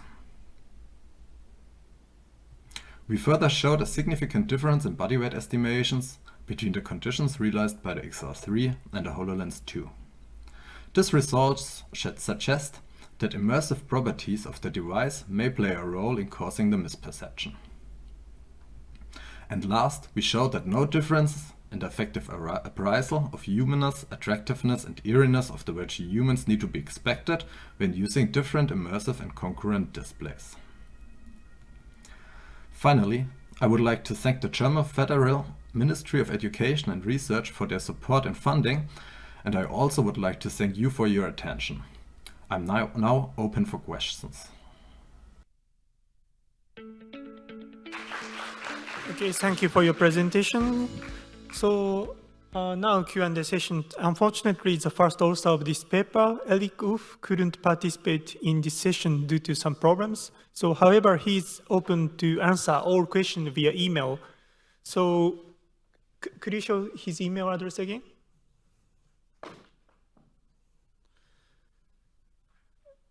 Okay, so just in case, I put his email address on chat on Zoom.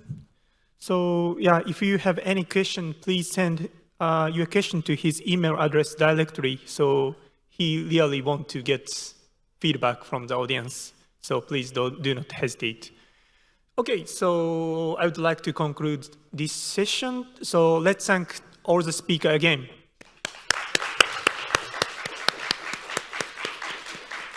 Okay, so next session will start at 10 o'clock. So please enjoy the remaining session as well. Thank you very much.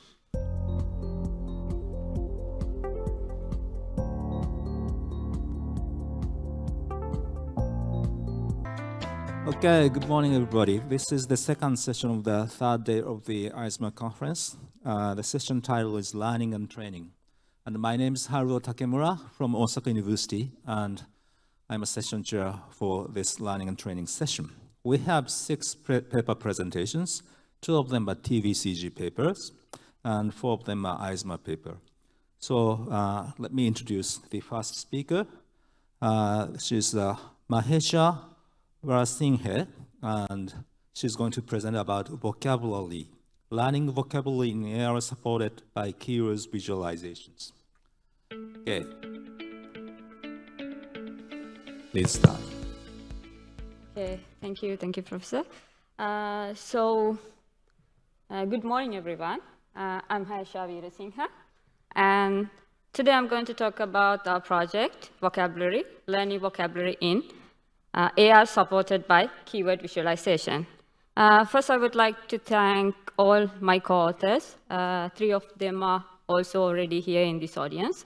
And the takeaway message of this talk would be learning vocabulary using these keyword visualizations.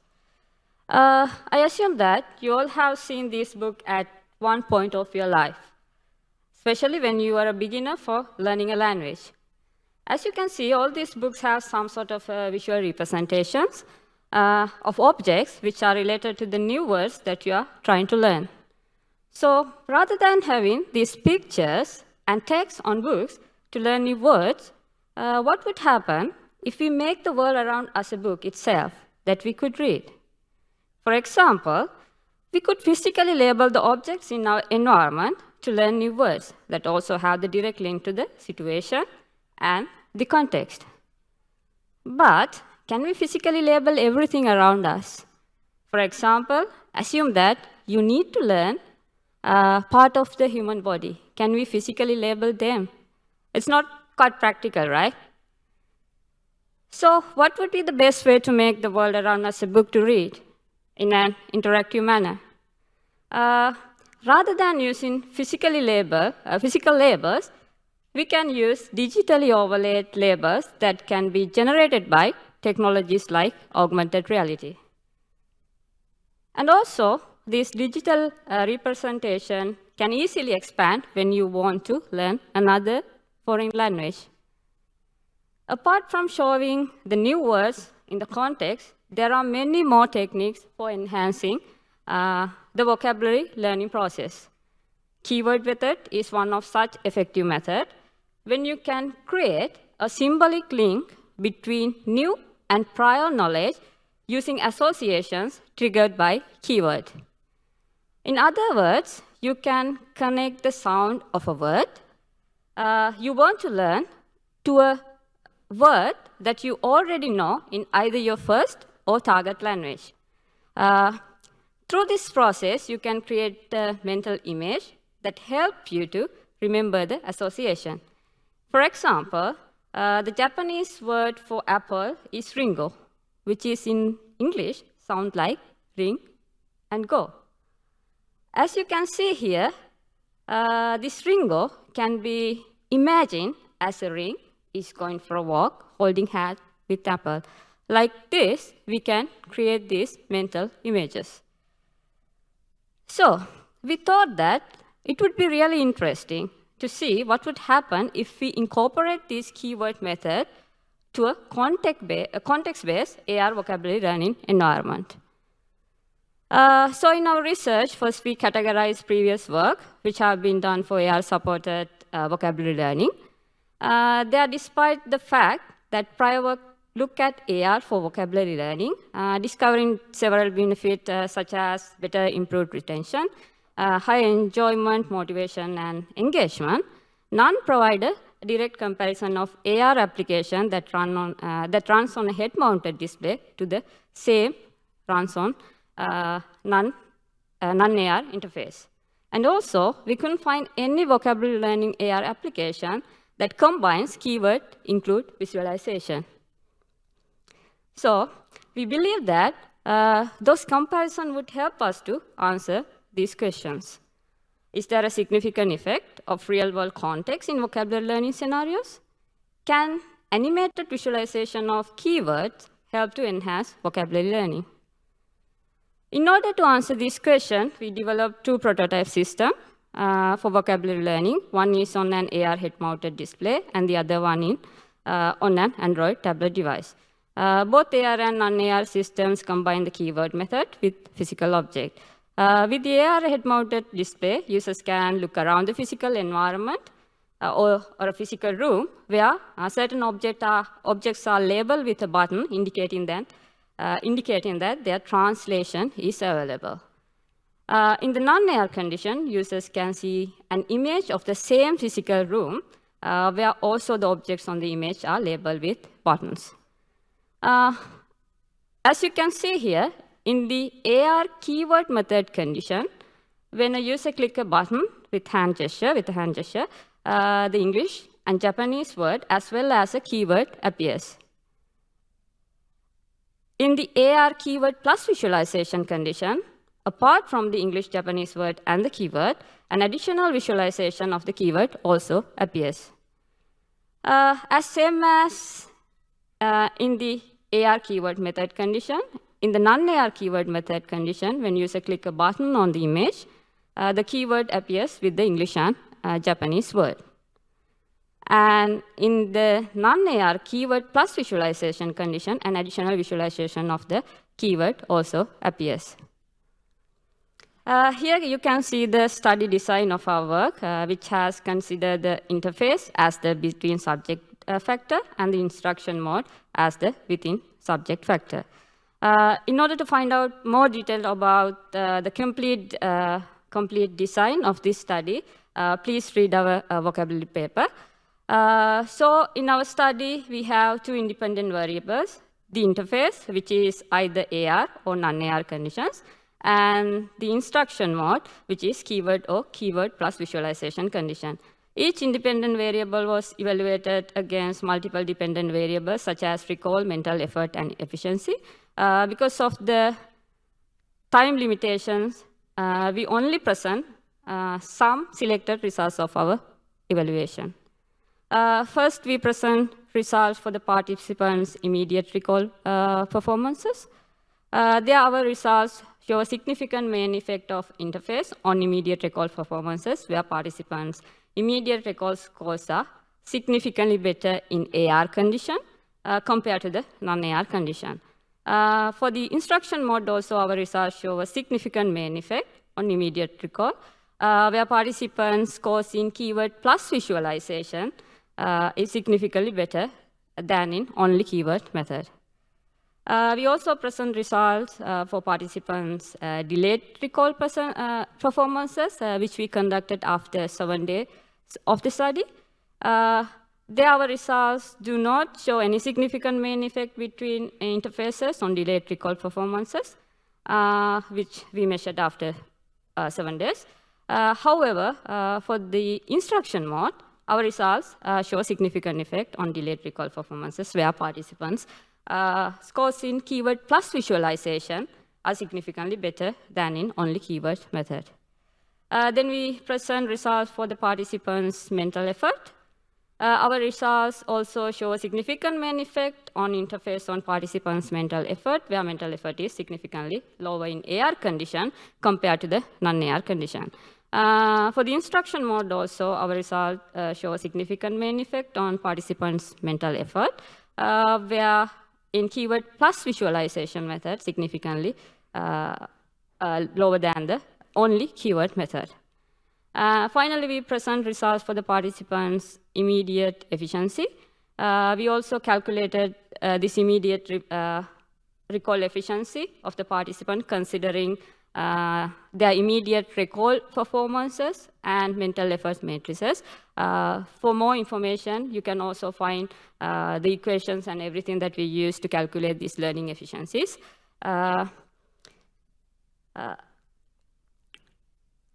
There we can see that keyword plus visualization efficiency for both AR and non-AR interfaces are higher than only keyword method. And again, please read our paper to find out all the results of our research. And in conclusion, our results indicated that AR outperformed the non-AR system regarding immediate recall performances, mental effort, and task completion time. Additionally, the visualization approach scored significantly higher than only showing the written keyword with respect to all the dependent variables. And also, visualization of keyword proved more efficient compared with the traditional keyword-only method. At the end, we believe that finding of this study may enable new directions for future improvements in AR-enabled vocabulary learning systems. Before finishing my presentation, again, I would like to thank all the co-authors of this paper. And then you can find the full vocabulary paper through this QR code. And thank you so much for listening. Thank you very much. Thank you very much for the presentation. Are there any questions or comments from the floor?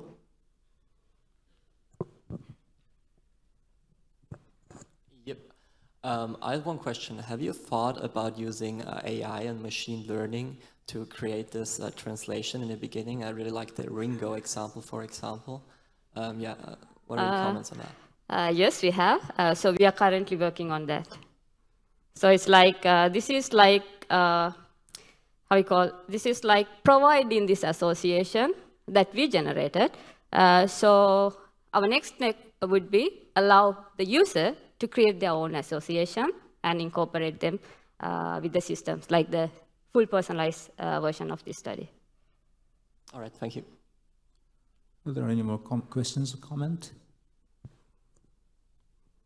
I have one question. So why did you choose Japanese language for your experiment? The thing is that I was really interested in learning Japanese also, and one of my supervisors previously visited Japan also, so he had experiences, so it was easy for us to work with Japanese. Yeah. I see. And also probably Japanese is not so common in Europe. Yes. So that can be a good best language, I think. Yeah. But how do you choose 20 vocabularies in that sense? In your experiment, I think you seems to chose 20 words. Yeah. How did you choose these 20 words? The thing is that we had two learning scenarios. We created two learning scenarios based on two environments, like kitchen environment and office environment. So we selected 10 objects for the kitchen environment, and we selected another 10 objects for the office environment. Thank you. Are there any more questions from the floor? Yes.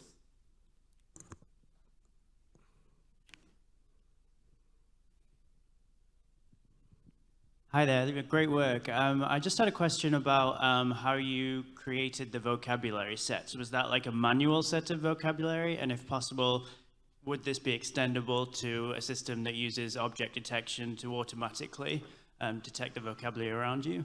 Yeah, okay, again, this is for future work. For this user study, as we wanted to do it accurate as possible, we use marker-based recognition. But the next step would be to extend this study in order to object recognition as well, which means we can recognize the objects on the go. So final goal is to create these situated learning environments. So when you are walking around, when you see an object, and I want to know what's the Japanese word for this specific object. So based on object recognition, we are planning to extend this study as well for future. Yeah. Thank you. Thank you. We still have a minute. So are there any questions? If no questions, I would like to go to the second presentation. This is also going to be presented by Mahisha. And the title is Arigato, Effects of Adaptive Guidance on Engagement and Performances in Augmented Reality Learning Environment. This is TVCG paper. Okay, can you start? Okay. Yeah, Okay. thank you very much. I'm looking for my second presentation.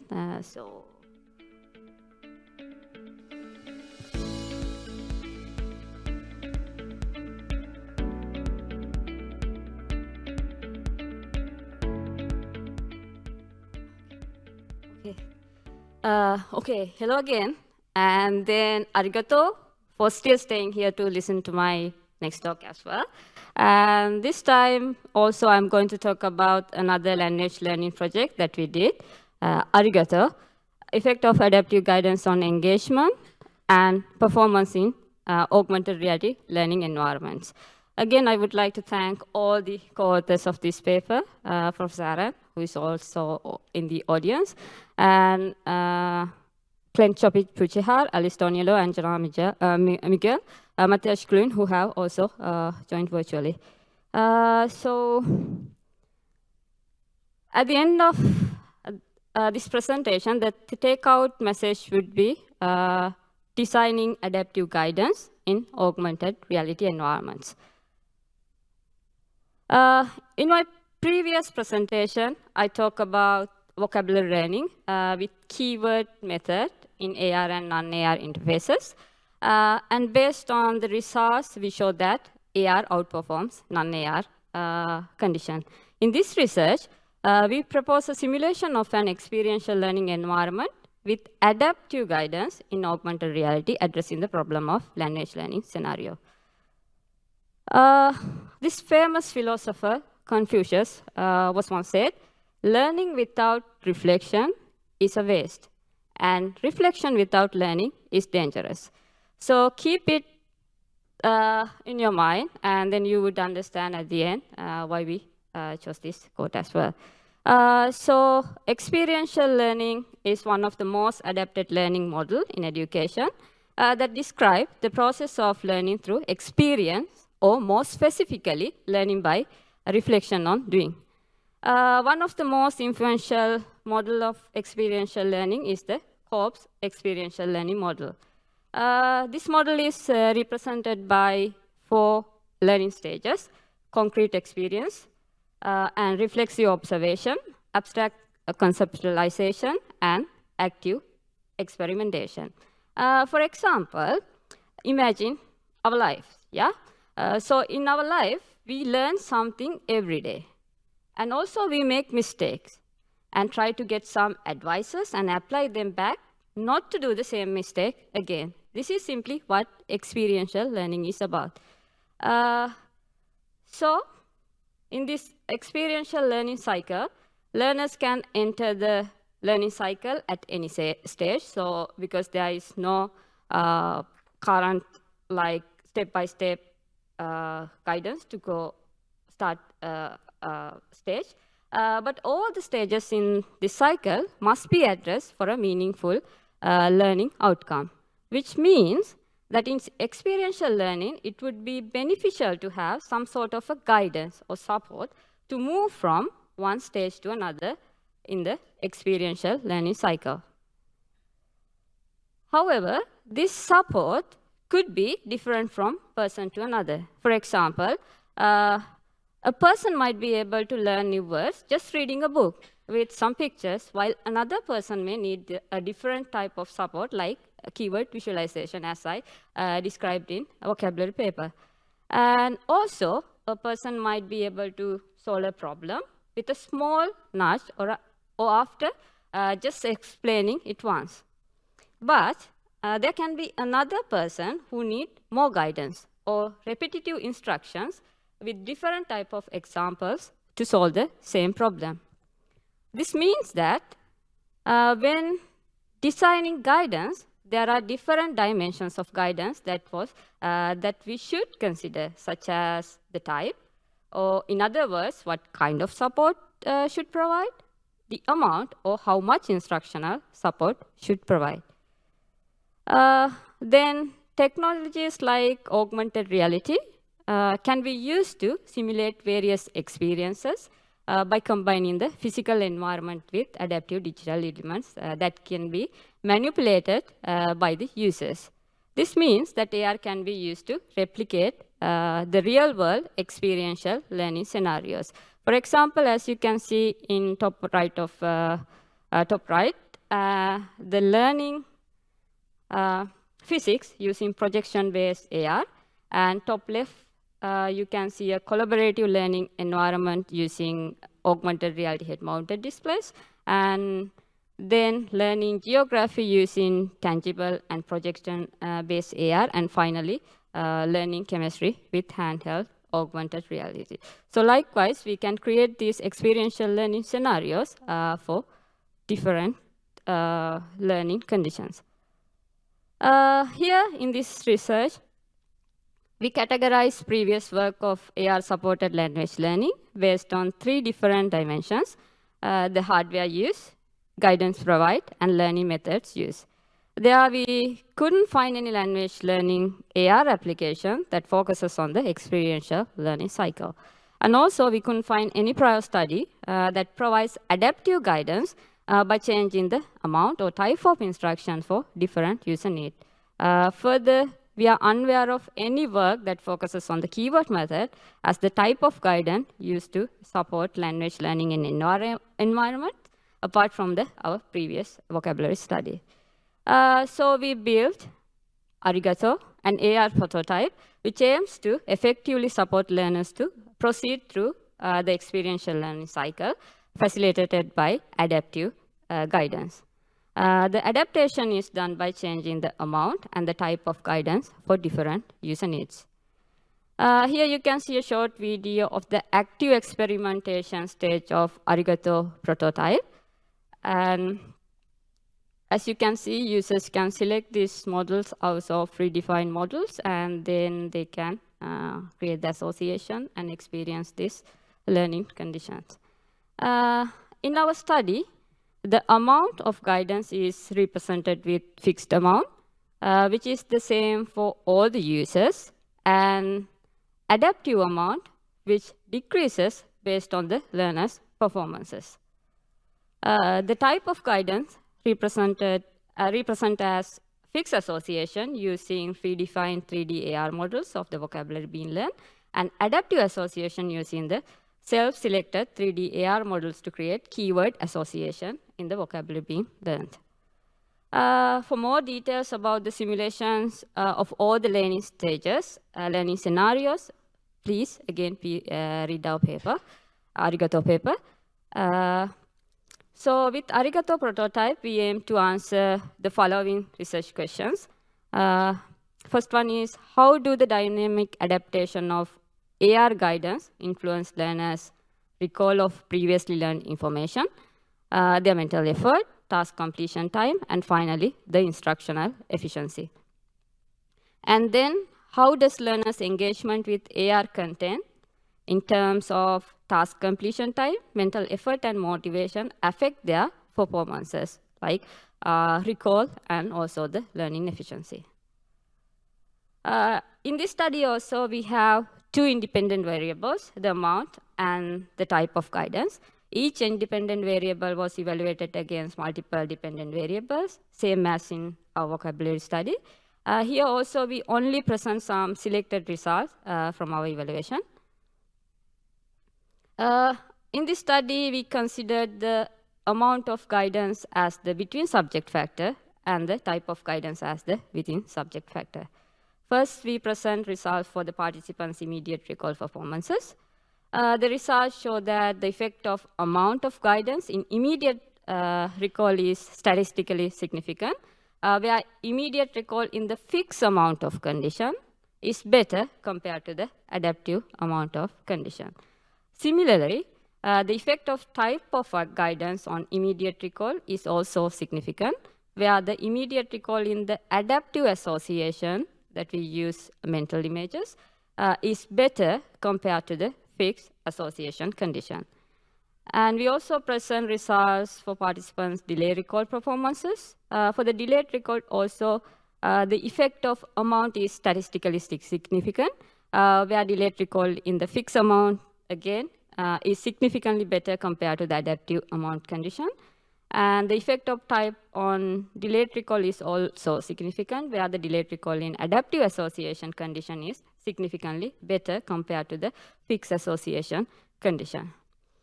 Then we present results for the participants' task completion time. For the amount of guidance, our results do not show any significant effect on task completion time. However, the type of guidance, again, our results show a significant main effect on task completion time, where participants' completion time in adaptive association is significantly lower compared to the fixed association condition. We also conducted a correlation test to find out whether or not there were any correlations between the measures. The results, the results for the amount condition indicate that in both fixed association and adaptive association condition, their mental effort is negatively related to both immediate and delayed recall, as well as to both immediate and delayed efficiency. And also, the task completion time measure does not show any relationship to the other variables. In conclusion, our results indicate that fixed amount of guidance group scored better in the immediate and delayed recall test. In this group also invested a significantly higher mental effort. Adaptive association group outperformed the fixed association group in the immediate delayed recall test and also the learning efficiency. Adaptive association group showed significantly lower mental effort and spent less time to complete the task compared to the fixed association group. I would again like to emphasize the quote that we had in the beginning of this talk: learning without reflection is a waste, and reflection without learning is dangerous. So, if you were wondering what does arigato means, it means augmented reality instructional guidance and tailored omniverse, which was inspired by this Ben 10 cartoon. I hope that you have watched this one. And my supervisor said, sorry, NVIDIA, we started first. And so you could find full arigato paper again through this QR code. And also my supervisor said, I'm going to finish my PhD soon. So I am happy to have, if there are any opportunities out there, for continue my research career. And arigato for being patient. And if you have any question, I am happy to answer again. Thank you. Thank you very much for your presentation. It's a very interesting topic. And also, thank you for choosing Japanese word arigato as acronym of your research. Okay, are there any questions or comments from the floor?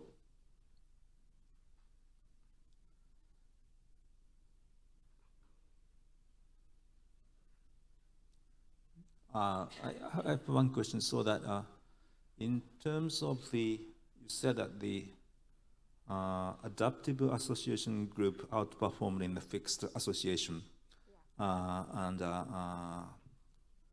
Well, so that means that the adaptive is a kind of a tailored method for each subject of participants. What do you think is a substantial cause of this effect? Yeah, for the I mean, in this case, the difference between adaptive association and the fixed association were like in the fixed association condition, we showed the real object.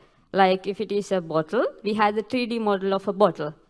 But in the adaptive association condition, we created some 3D models that can generate association. So users could choose these 3D models in order to create their own associations, which means not fully personalized, but it's kind of semi-personalized. So out of multiple associations, you can select one.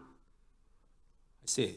So in that case, is main effect is coming from the user spontaneously associate the generated fluid object to something, or so I think that such a spontaneous act of the user causes such an effect, I think. But what do you think? Yeah, it could be an effect actually. Yeah. I yes. see. Yeah. But probably you need further investigation for this. Okay, thank you very much. And are there any questions from the floor? Yes, please. Thank you very much. Brilliant, two presentations. Thank My you. question, Bruce Thomas from the University of South Australia, is the design of your graphics, the icons that the three-dimensional icons. What was your philosophy on designing those? Because that the actual visual presentation will have a huge impact on the usability of the system. How did you design your 3D avatar, your 3D little images? Okay, in my implementation, in the prototype. Yes, in the prototype. Okay, in the prototype. So mostly we try to download some 3D models, which are already freely available. And some of them are from one of my colleagues, a 3D modeler. So I got the help from him to create some 3D models regarding the 3D models. But for the icons and the user interface design and everything, we use this Magic Toolkit in HoloLens, and also in for the Arigato paper, we use Magic Leap one. So we could use the same these icons and everything in the Magic Toolkit to design the interfaces. Okay, thank you. Thank you. We spend all the time, so thank you for your presentation. Thank you very much.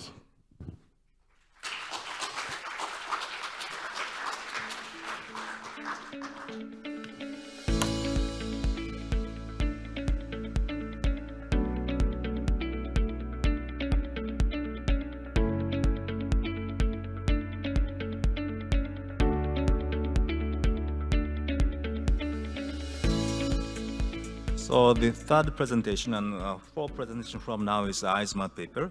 And the third presentation is presented by Tryon Laverick, and the paper is titled Artoffice, an AR training system for manual assembly, a full comparative evaluation against guides. Okay, is he online? Okay, so please enjoy the talk. Hello everyone, my name is Tryon Laverick. I'm an industrial PhD student at Telecom Sud Paris and Bosch France. The main topic of my thesis is augmented reality for expert knowledge sharing in manual assembly industries. The work that I'm going to present to you today is a comparative evaluation between Artoffice, our AR-based expert knowledge sharing proposal, and Microsoft Guides, one of the most popular commercial AR training tools. I will make this presentation on behalf of my co-authors, Emmanuel Bricard, Marius Preda, and Titus Zaharia. Before diving into the findings of this experiment, let me first introduce you the context of this work. We designed and developed Artoffice in an industrial context in a boiler manufacturing factory. The main objective was to provide an AR training tool adapted to the shop floor context to manual assembly workers, people without technical expertise. We found that organizational concerns should be prioritized, particularly user acceptance. For this reason, system usability and usefulness should not be compromised at the expense of functionality and performance. So we designed an AR training system in which the authoring procedure takes place in situ, on the fly, at the same time with the assembly itself, in an immersive what you see is what you get manner. The authoring of the AR instructions requires only an AR head-mounted display device and the QR code. No other prerequisites, setup, or devices are needed.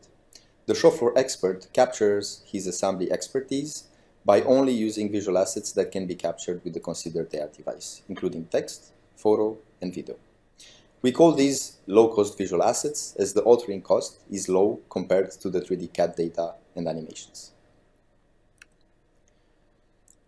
To address the diversity of manual assembly operations in a simple and ambiguous manner, we formalized the visual description for any assembly operation by applying a principle, 2W1H, what, where, and how, that we defined specifically for this reason.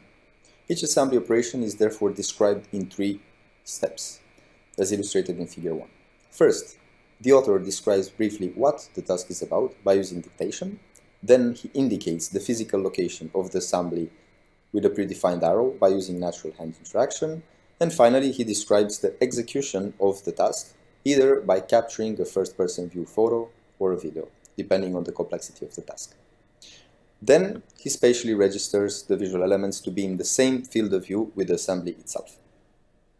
During training, the information visualization follows the same principle, as illustrated in Figure 2. For each assembly task, the corresponding visual elements of the three variables, what, when, and how, are displayed in a manner that tries to simulate the human-to-human explanation as detailed in the paper. So, a summary of the main differences between the two considered AR training systems. Unlike at Office, Guides proposes an AR authoring procedure in 3 stages, as illustrated in Figure 3. These steps include the media capture of the assembly operations, the PC authoring for creating the AR instructions, and finally, the HMD authoring for indicating the physical locations of each AR instruction. Regarding the training procedure, Figure 4 illustrates the main differences between the two approaches. In at Office, the text description is always displayed in front of the trainee to avoid overlooking. The photo and video elements are spatially registered next to the assembly location to improve access to information and eventually understanding. Finally, the video playback is controlled by the eye gaze. On the other hand, Guides proposes a head-registered panel where the text description and the corresponding photo or video elements are presented next to each other. The trainee is thus required to switch his focus between the assembly and the considered panel in order to follow the AR instructions. Also, as a classical video playback is provided, the trainee is required to deliberately interact with the video element to play and pause. To evaluate the two systems, we conducted an experiment with 16 participants on a partial replica of an assembly workstation, as illustrated in Figure 5. Unlike our previous experiments, which evaluated the effectiveness of the proposed AR training method in a real-world assembly factory, this was conducted in a laboratory environment due to organizational constraints. The experiment was conducted as indicated in Table 2. Each participant performed a training and an authoring session.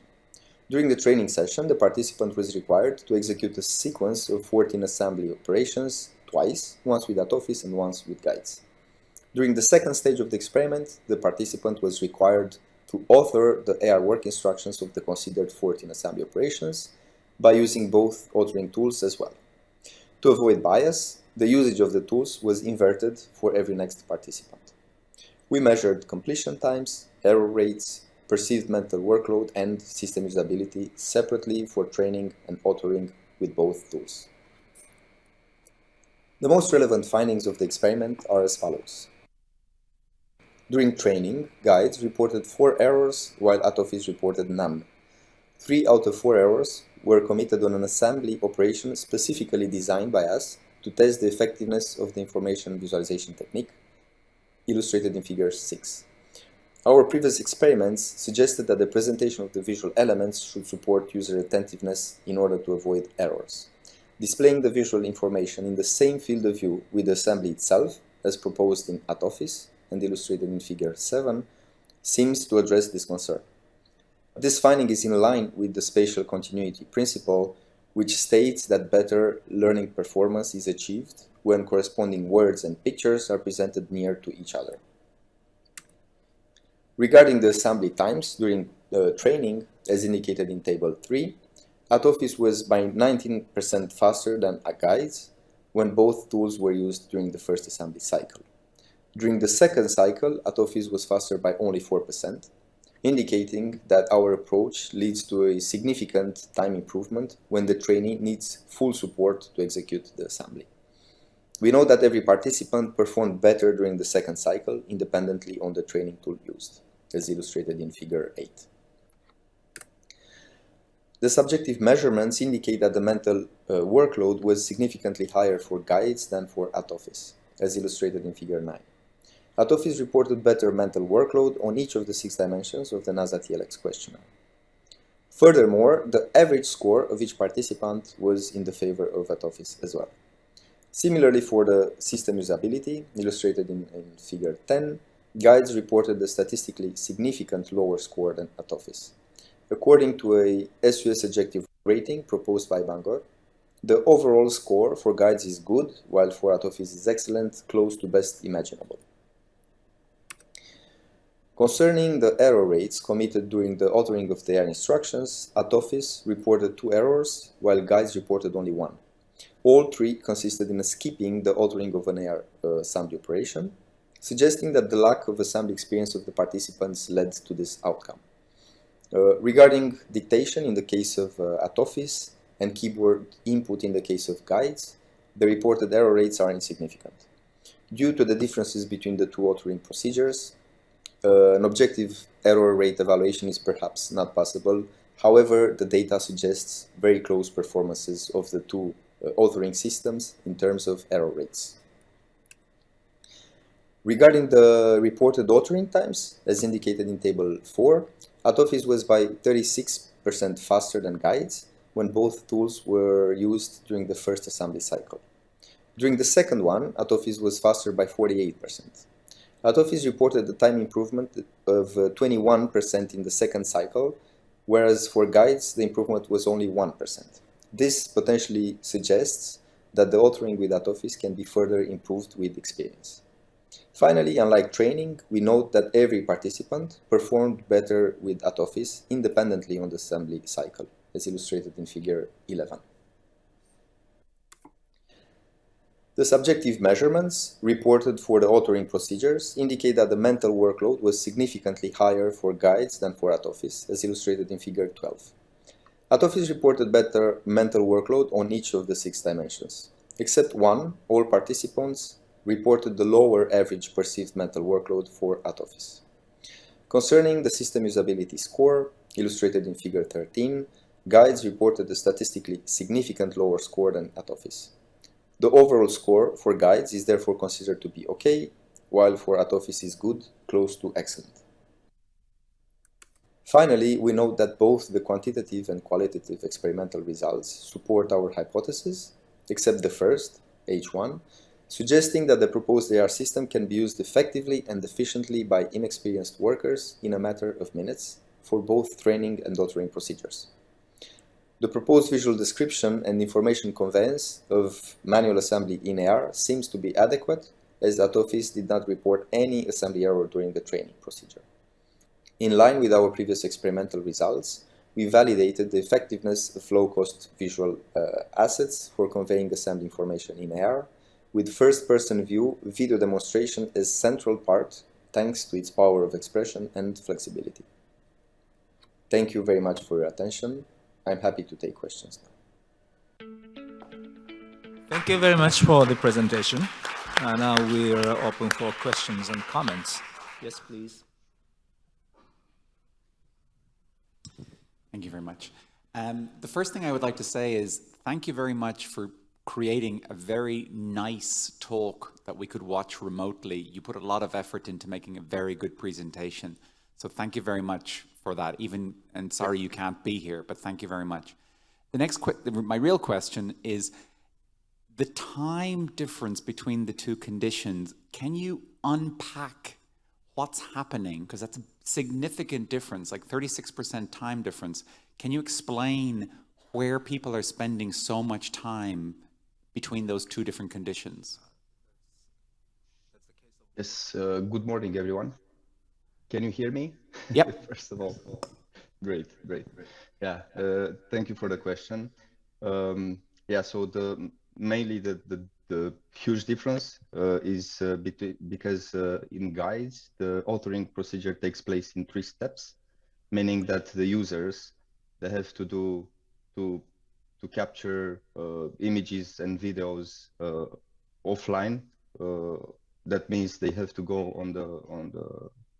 at the workstation to take all these media elements, and then they have to go use a PC application to create their instructions, to insert the text, to associate the elements, to download the images and the videos on the PC, to create the connections between the text instructions and these elements, and then finally go back at the workstation in order to spatialize, basically to indicate the physical locations of the assembly.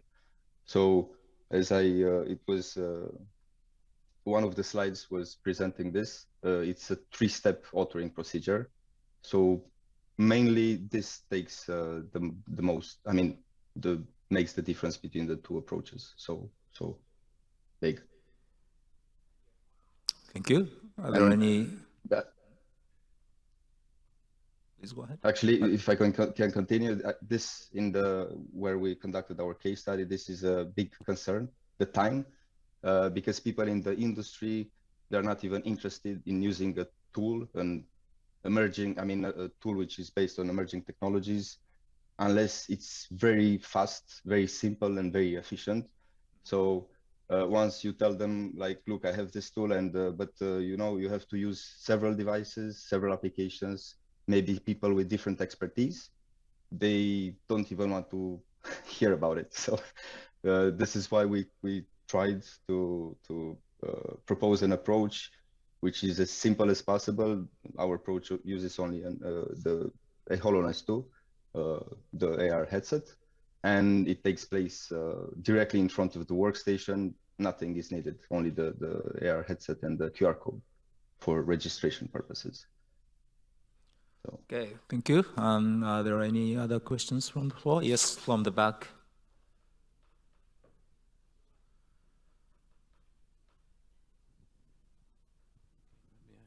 Hello, I'm Michele Fiorentino from Polytechnic University of Bari. Very interesting talk. I really like this tool. I have a question related to the expression you said about not using 3D models, okay? So in my experience on the field, I think that 3D models can help. And so let's say you talk about industry applications, but at the end, the test was very simple. Do you have in mind to make more complex scenarios where maybe the machinery is very complex and you probably need more data than just pictures and videos? Thanks. Great question, and thank you for asking this question. Yeah, actually, we noticed, and every test that we did prior to this experiment was in the plant, in a factory, on real assembly workstations. So what we noticed is that people, and we had some work, some articles on this, some experiments which were published already. So we demonstrated that only with text, images, and videos, we can describe sufficiently and effectively the assembly work. Probably there are some use cases, some other industrial sectors maybe, where 3D might help. But the problem with 3D is, well, there are more problems. I would say at least two main problems with 3D is that the 3D, you have to have it. If you don't have it, you have to create it. So you need some people with expertise that they are able to create it. Once you have it, it depends the way how you visualize this data, because if you want to spatially register with the real world environment, of course, in the industrial sector, if it's not precise, this can be a risk to people. So from a user acceptance perspective, this is a big issue. I mean, if that spatial registration is not perfect. And of course, we cannot propose something like this in the industry. This is why in my approach, well, I didn't have the time to explain all this. The spatial registration, the arrow which indicates the assembly location, doesn't have to be perfect, because the user, the trainee, is only, I mean, he identifies the region where he's supposed to do the assembly, but then based on the images on the video supporting this instruction, he will see exactly where he has to do the assembly. And then with the 3D, there is another issue. It's the occlusion. We noticed, and it was really interesting to see this, that people, once they see the 3D model registered with the real world environment, sometimes they hurry to do the assembly, the work, without really trying to notice maybe there are small details that they are missing. So it leads to more people are more how do you call it, sure on what they are supposed to do. And this is why in our previous experiment, 3D models led to more errors, which was unexpected even for us. But from an authoring perspective, 3D using 3D models, yeah, requires much more effort in terms of authoring.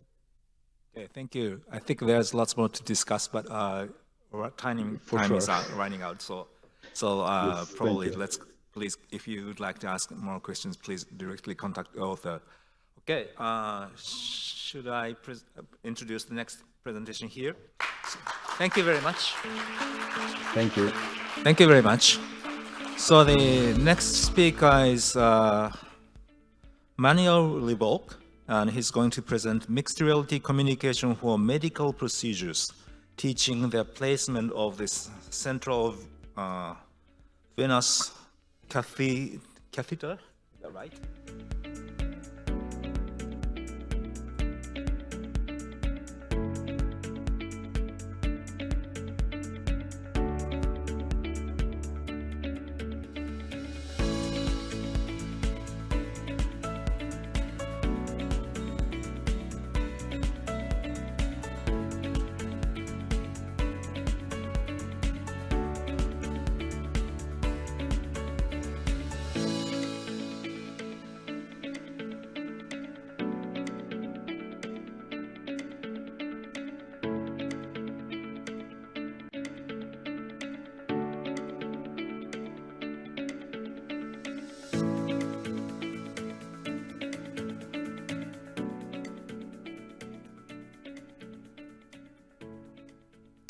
All right, thank you for the introduction. My name is Manuel Rebel, and I'm presenting mixed reality communication for medical procedures, teaching the placement of a central venous catheter. This is a research collaboration between American University, George Washington University, and Graz University of Technology, and the research was funded by the National Science Foundation. The main goal of this research is to develop a communication system for doctors. I want to start off with a quick outline, so I'm going to start with an introduction to the field of telehealth. Then I'll focus on the mixed reality system design. There I will especially focus on the iterative requirement analysis. I will also present the views, the parties that communicate in the system, the remote expert and the local operator see in the system. Then I will give a few implementation and details before moving over to the research study. There I will focus on the ultrasound-guided CVC procedure.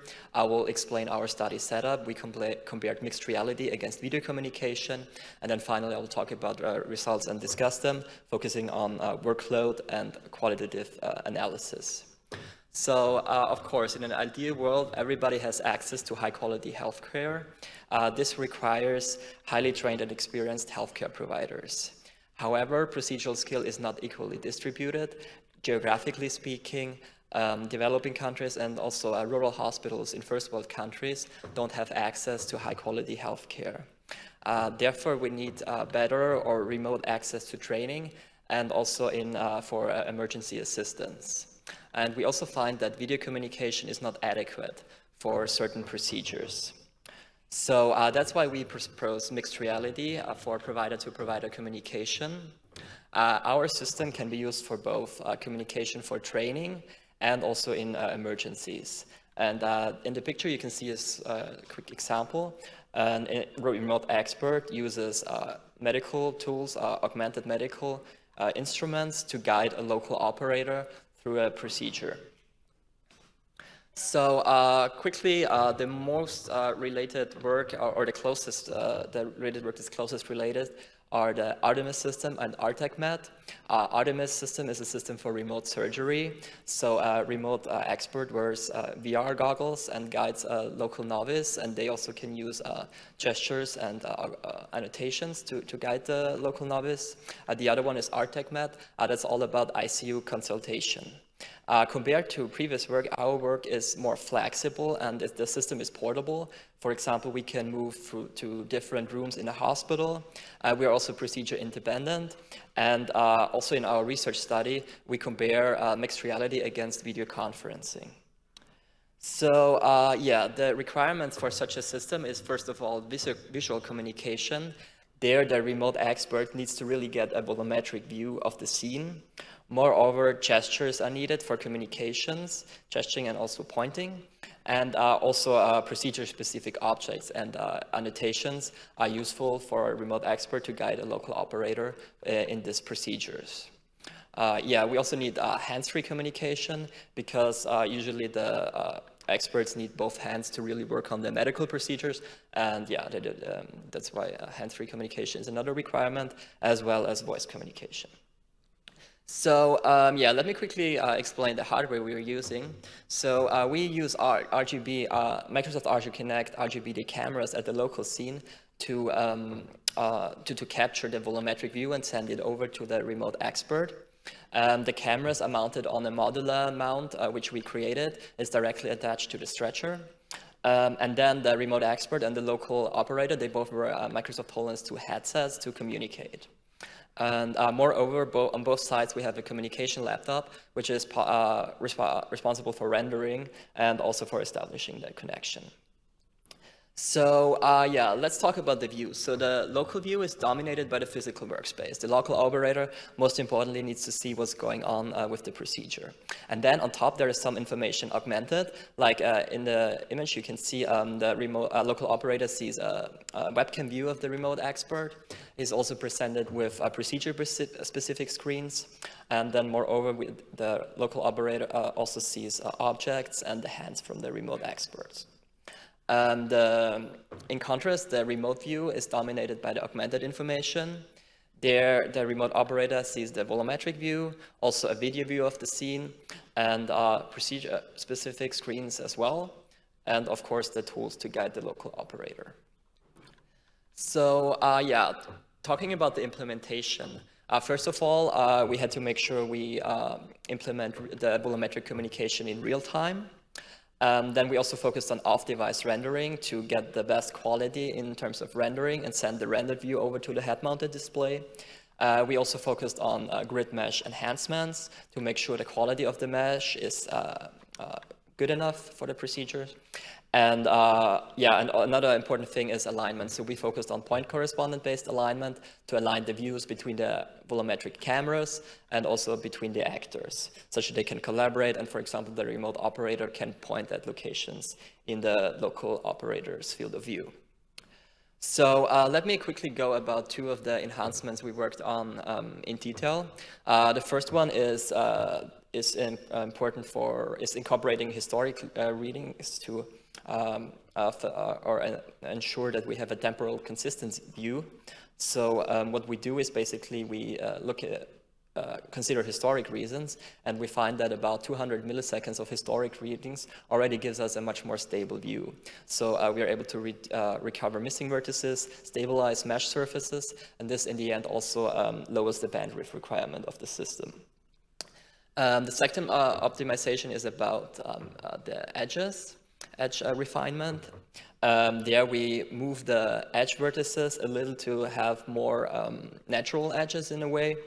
Yeah, this also improves the quality. Additionally, we also use the alpha channel to create kind of a feathering effect of the edges. And yeah, and make the volumetric view appear nice, even though the resolution of the depth camera is actually pretty low.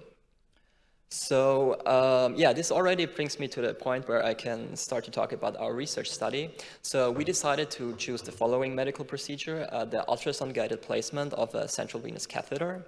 And the reason why we went with this procedure is, first of all, it's complex, it's very challenging. So the training for this procedure took about an hour. It's also a procedure that's very frequently performed. It's an emergency procedure, and unfortunately there are sometimes complications that come with the procedure. And in our study setup, an expert instructs medical students in a simulation environment, so it's a medical training.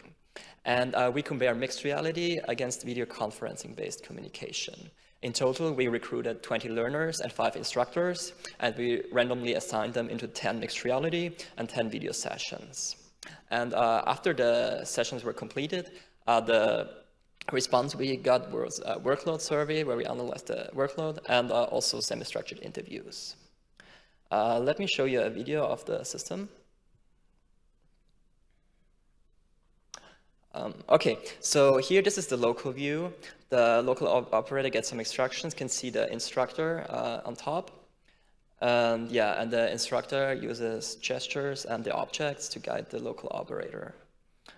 Yeah, this is the remote view, so the instructor sees a volumetric view, and then again uses the objects to guide. So in this procedure, you see the ultrasound probe and the syringe, and they're using. And yeah, and we find that these objects are especially useful to visually explain complex steps of the procedure. Yeah.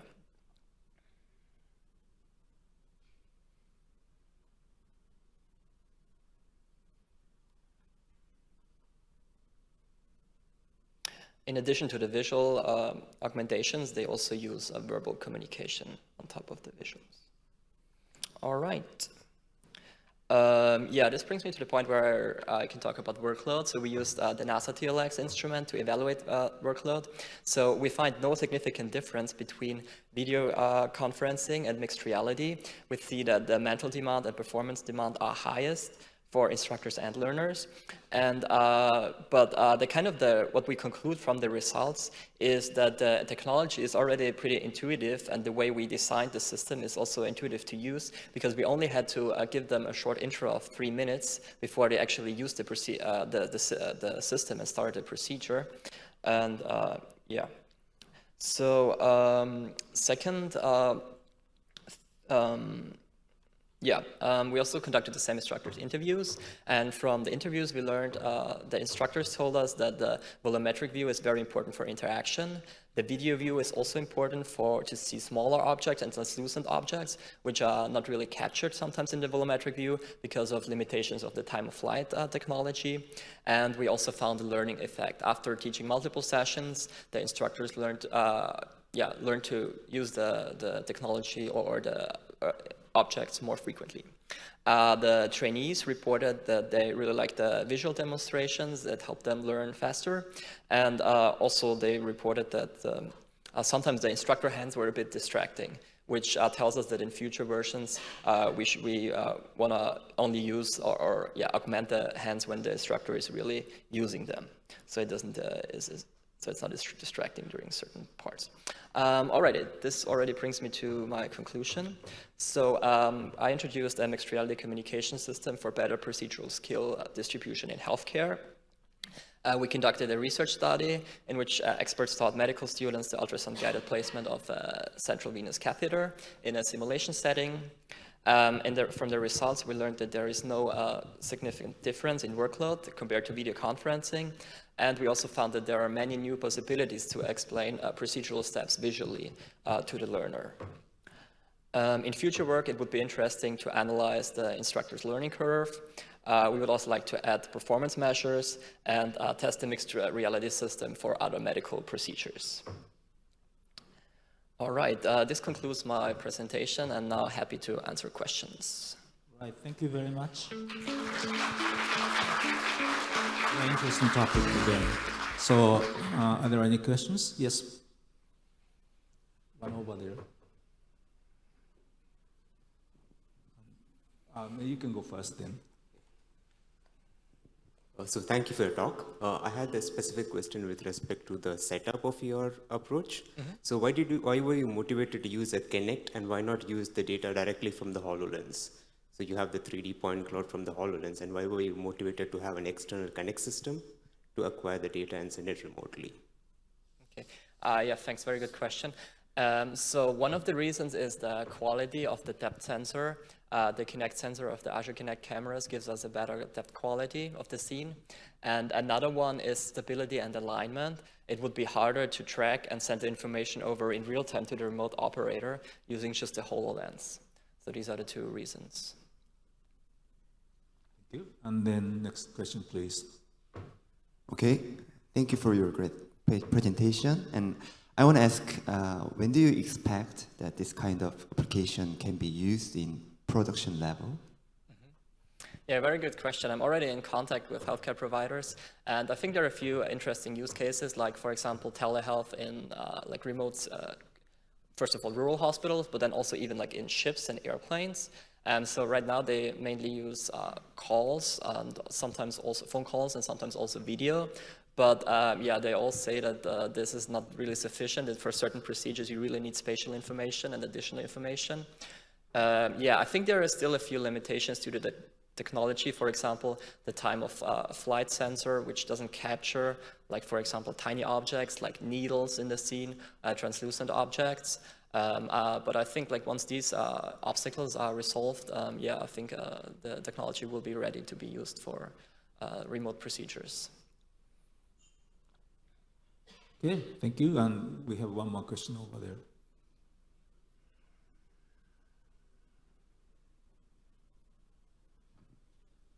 Thank you, Mr. Shenhui from UCD. It's a brilliant presentation and brilliant work.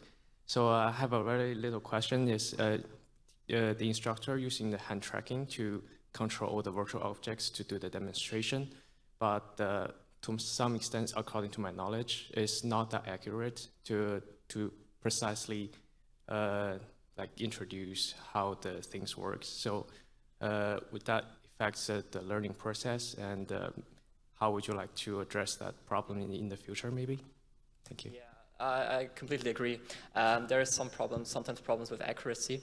Also, when aligning the different views, we find that everything, there are sometimes alignment errors. So for example, the instructor would point at something and the view would be off slightly, but we were able to have kind of a precise alignment, or at least stay within 1 centimeter. And if we compare this to, for example, in-person training or assistance, then we also find that if, for example, a person points to some location in person, then the accuracy would also be like, it wouldn't be able to point at like the exact location.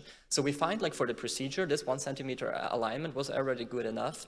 And then also the small offsets when grabbing objects. I think that's also kind of learning curve. We also detected a learning curve there. So yeah, the instructors first had some problems picking the tools up, and then for the learners it was a bit confusing if the hand was slightly off, but after some time they got used to it, and yeah, I think that's a learning process. All right, thank you, and let's thank the speaker again.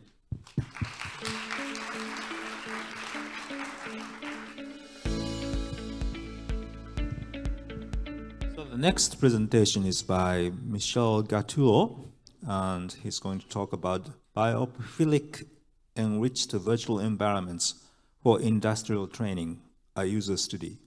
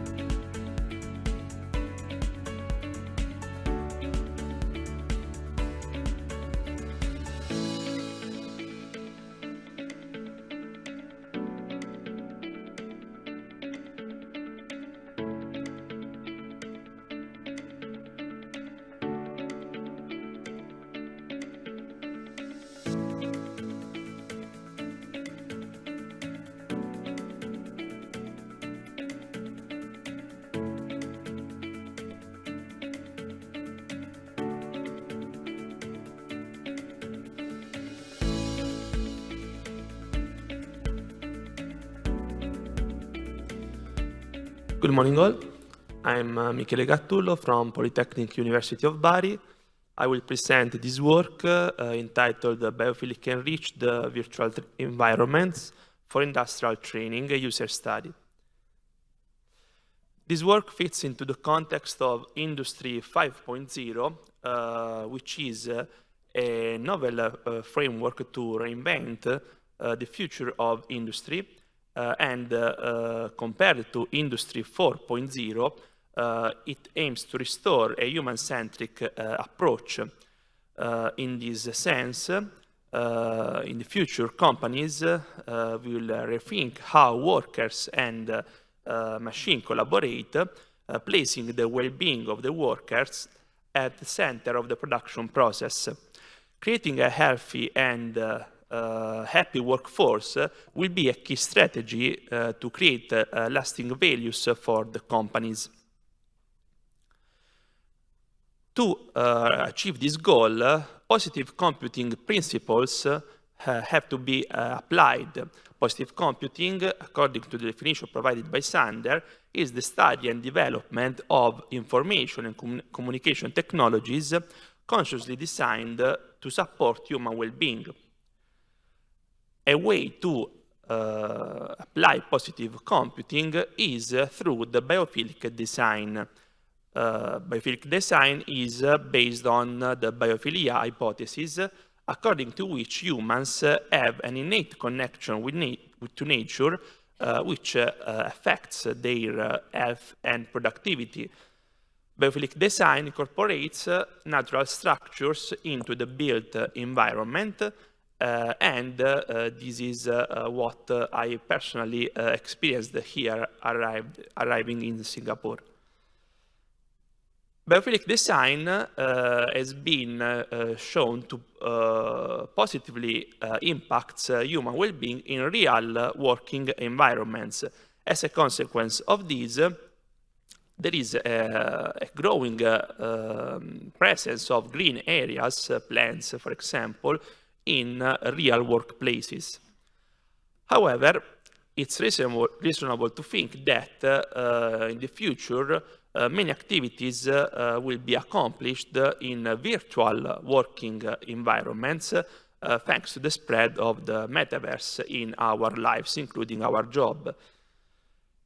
However, the biophilic design is little addressed in the literature for virtual working environments, in particular industrial ones. As a consequence, industrial working environments are often, virtual working environments are often reproduced as closed, lifeless spaces with dull colors. Therefore, in this work, we applied the biophilic design to the case study of industrial training performed through virtual reality, which is the main usage of virtual reality for the manufacturing field. But introducing virtual elements not strictly related to the main task may cause some distractions for users. Then, in this work, we tried to answer this research question. Does operator training performance worsen in virtual environments with biophilic elements compared to virtual environments without? To answer this research question, we designed 4 virtual environments. In the first 2, we have the 3D minimal virtual environments where only the training machine is placed in an empty virtual environment, while in the 3D realistic virtual environment there are all the industrial elements also in the surrounding. The other 2 virtual environments consist of the application of the biophilic design to the previous 2 virtual environments. Then we have the 3D minimal biophilic enriched virtual environment and the 3D realistic biophilic enriched virtual environment. With these little videos, we can see how the surrounding appears in the 3D minimal and 3D minimal biophilic enriched virtual environments, and the same for the 3D realistic and the 3D realistic biophilic enriched virtual environment. We designed an experiment where we used as case study the training assembly of a real truck engine provided by a local automotive company. This training scenario is representative of our target scenario, where operators interact only with the workstation elements. We selected 4 different training sequences, one for each virtual environment, because we designed a within-subject experiment with 40 participants Most of them were potential new operators for the company, and we used the HTC Vive Pro Eye with the eye tracking.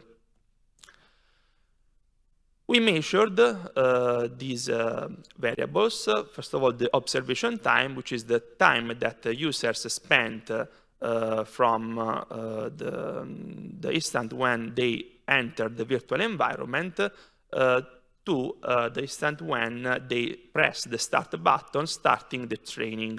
When they press the start button, the training time starts, which is the time to complete the training task.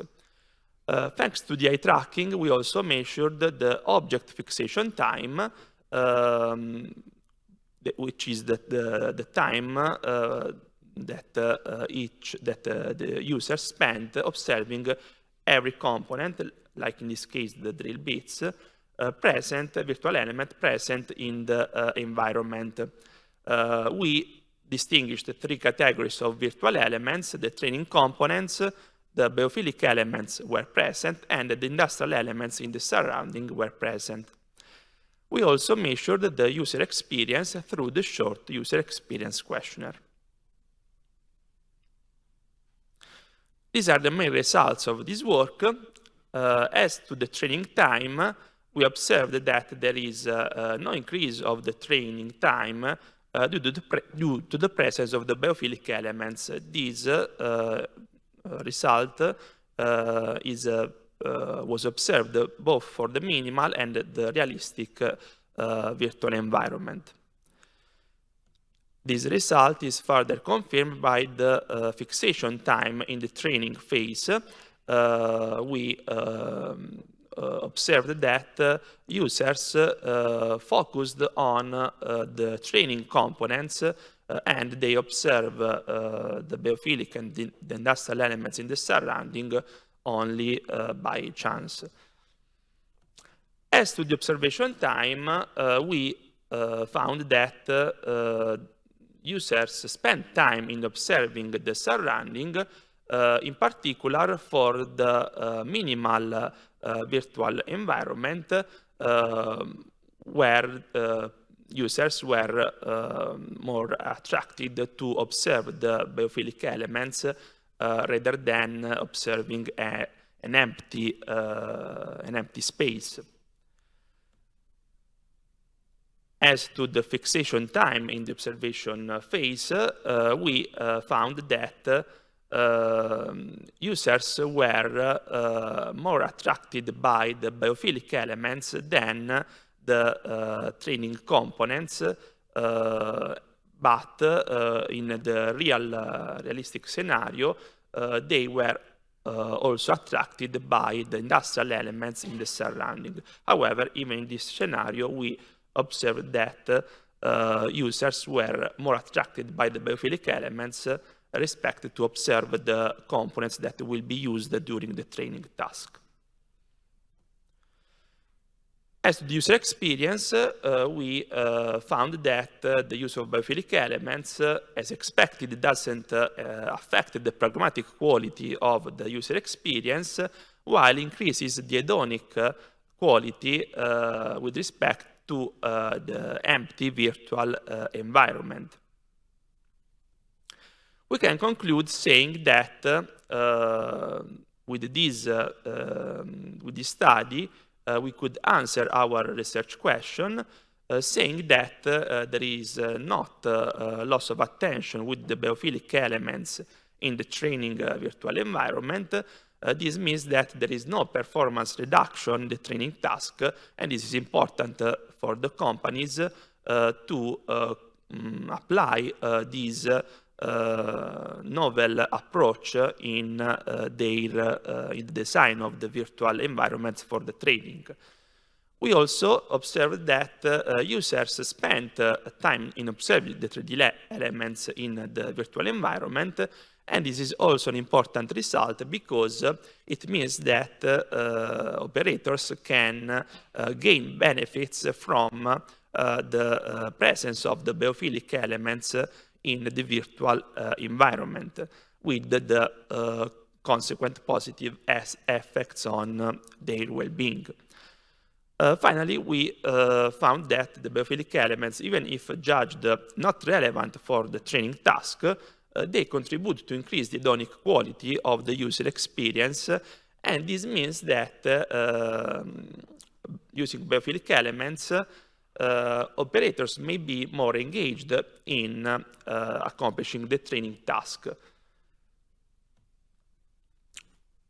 We assumed in this work that using biophilic elements would improve well-being as observed in the literature for real working environments. However, in the future, we want to measure these, to verify this hypothesis also for virtual working environments, and we will consider the different variables that can be manipulated for the designing of the biophilic enriched virtual environment. For example, the type, quantity, and placement of biophilic elements, the rendering technique, the presence of animation and sounds.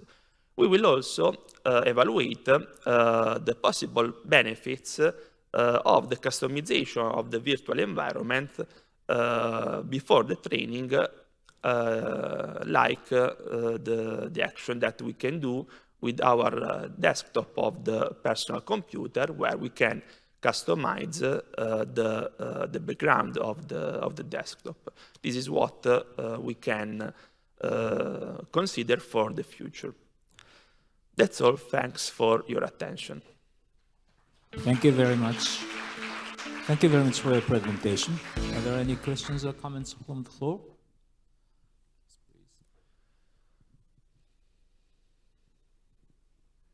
Thank you for your nice presentation. I'm Sunukwan from Yonsei University. You mentioned about the biophilic design, and how do you define the biophilic design? And when you make a map, maybe there will be some criteria, I think. So how do you define, and how do you consider when you make a map? Yeah, the biophilic design consists of the introducing in the environment, in this case a virtual environment, of natural elements. So we, as in the previous video, we could observe there are in the virtual environment some plants, little animals, there is an aquarium, also paintings on the wall with natural elements.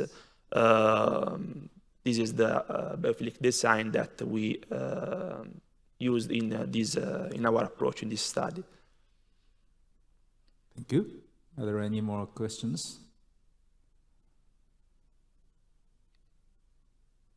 Well, I think that you pointed biophilic at this moment is usually only taking visual object, but in future work you added some sound, but sometimes the other sense, like the smell or the atmosphere or the temperature, or are you thinking of considering these things? Yeah, in this work we concentrated only on the visual elements because to not increase the variables in the study. But yes, in the future we will consider first of all the sound. We eliminated the sound in this work. At the beginning we made some preliminary experiments with some natural sounds, but we decided to eliminate them. In the future, we will consider environments with sound and without, and also with other tastes, like the smell, for example, that could be used to improve the well-being. Yes. Thank you for the question. Thank you very much. And let's thank the author again. Thank you very much. Okay. All right, the next presentation is the final presentation for this session, and it's going to be presented by Maximilian Rettinger. And his talk is entitled as Diffuse the Training of Risky Tasks, Collaborative Training in XR.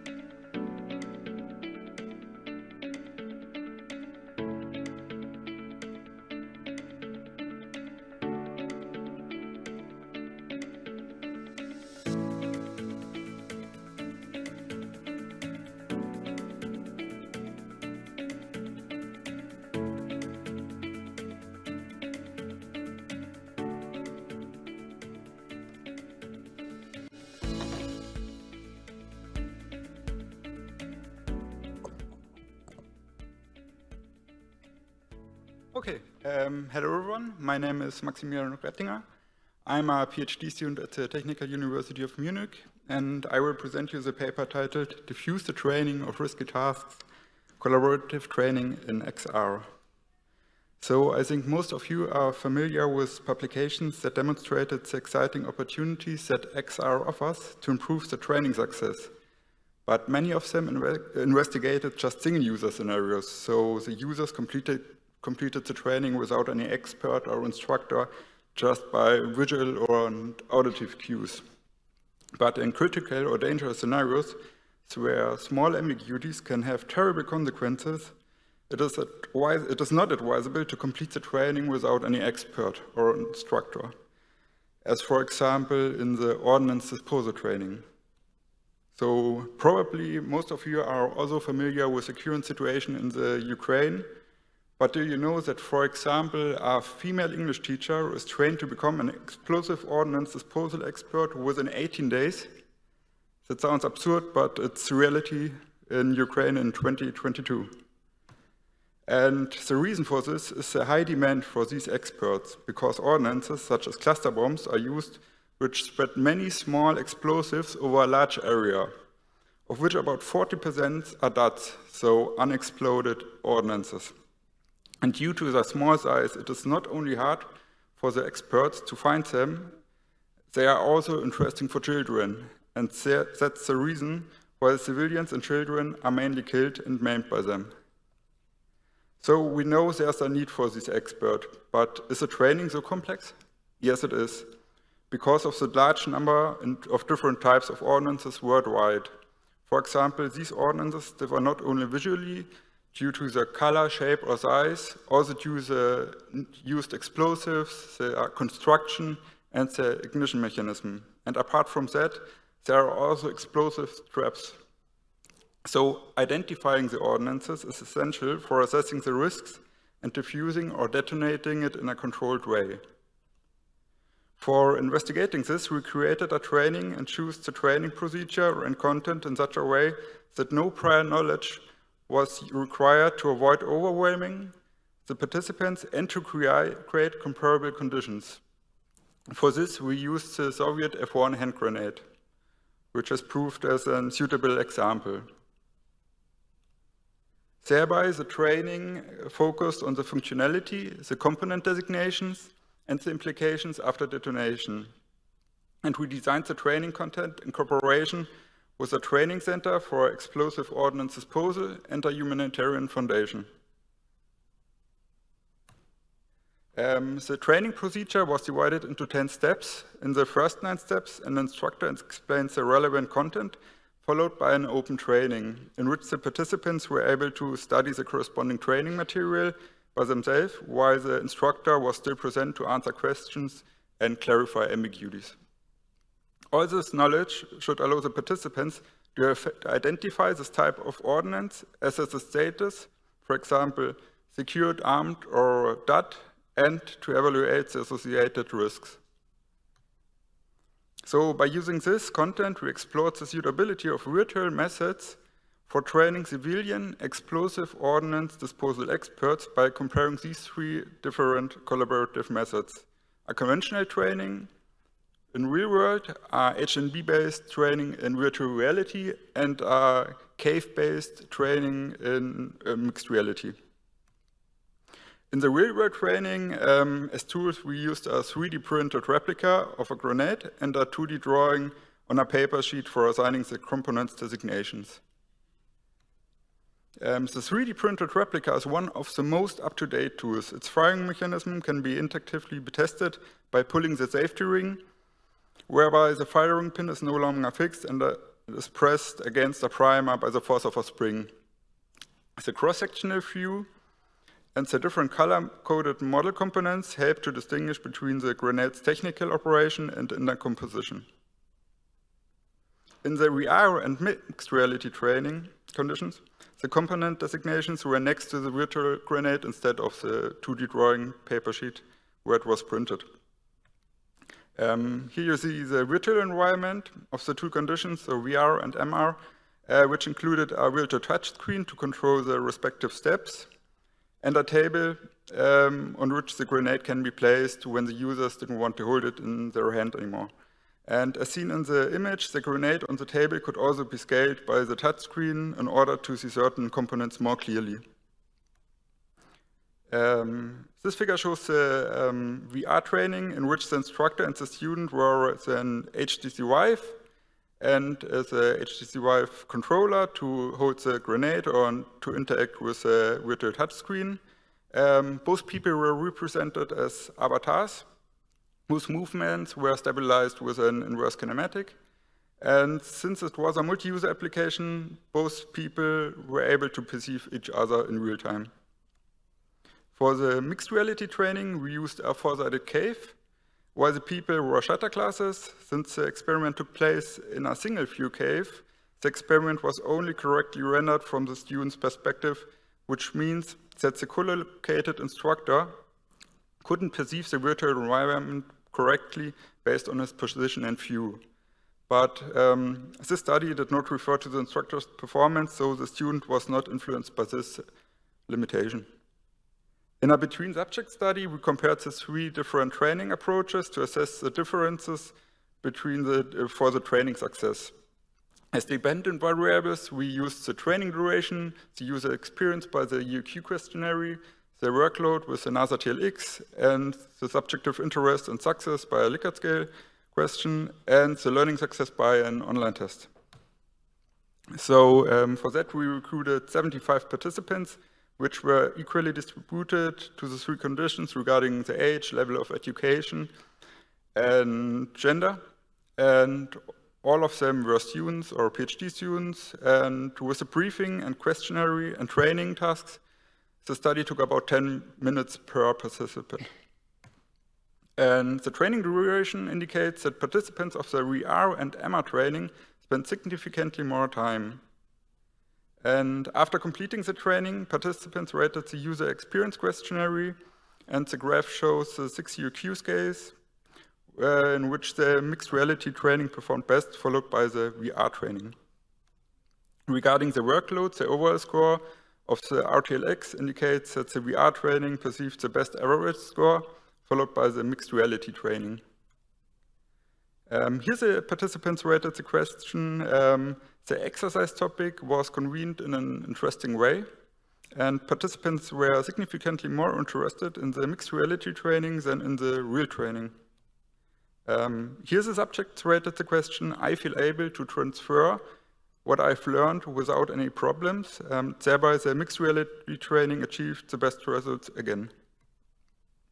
And 1 week after the training, the participants answered an online test with 10 questions to assess the training success, and the response rate of that was reached about 90%. And participants in the mixed reality training answered significantly more questions correctly than participants in the real and the VR training. So regarding our research questions, the results of the UQ scale, the attractiveness, the RTLX workload, the subjective training success, and the online test results indicate that the training success in VR and MR is higher than the conventional method. And the slightly better subjective ratings and online test results also demonstrate that in the training, the mixed reality training is more suitable than VR training. The results of the training duration, the training interest, and the UQ novelty scale indicate that the virtual methods increase the motivation to engage with the training topic. And yes, regarding the limitations, the main limitation of the study is the avatar's abstract and transparent representation in the VR training, which might have influenced the training success, because in the other two conditions, participants see themselves. And finally, the results demonstrate that collaborative VR and mixed reality training provides a potential for better training outcomes than conventional training methods. And considering these technologies offer more possibilities than those implemented in this training. They can help to improve the training of civilian ordnance disposal experts and therefore increase their safety. thanks for your attention. If you have any questions, please feel free. Thank you very much. So Right, Manuel Rebor, American University. My question would be, why do you think like the results were better in mixed reality and virtual reality? You mentioned the motivation because of the technology. Yeah. Do you think of any other factors? Yes, I think here I can go back to the slide. Here, because the subjective ratings, also the interest and the learning outcome was better in the mixed reality method, and the test results were also significantly better. But I have the feeling that it's just slightly, because the only difference between these two conditions is that in the VR condition, the participants were visualized as avatars. And the interaction was with a controller and with a tracked object. And the reason why the results are better is mainly because they're more motivated because of the technology, or are there any other reasons? Yes, just for the difference between the VR and the MR, it was just the subjective rating for the interest and the training outcome. Okay, thank you. thank you. And the second question from the floor, please. Hello, thank you so much for the presentation. It's very interesting. I'm a big proponent to collaborative training in VR. I'd just like to ask, in terms of your participants, you had about 70 odd participants, if I'm not mistaken, and the maximum age was 31. Would you feel that the results will be different if the maximum age went up to between 40 or 45 or 50? Then would you feel that the importance of collaborative VR training or in MR and things like that, using these interactive visualization technologies, would the results be better, or do you think traditional methods for the older generation will make more sense? Thank you. I think it wouldn't make a huge difference, because yes, 31 isn't the youngest age, and maybe I think it's a problem for people about 50 years or something else, because they don't like new technologies, for example, or something else, and it's hard for them to get in the virtual world because of cyber sickness or something else. But I wouldn't think that it is a problem for them, because the corporation, the partners of the corporation also used it and checked it out, and they had no problems with the training. Thank you. Are there any questions from the floor? I got one question. So that in your comparison, the trainer or trainee or the two persons are co-located in the same places in all conditions, is that right? Yes.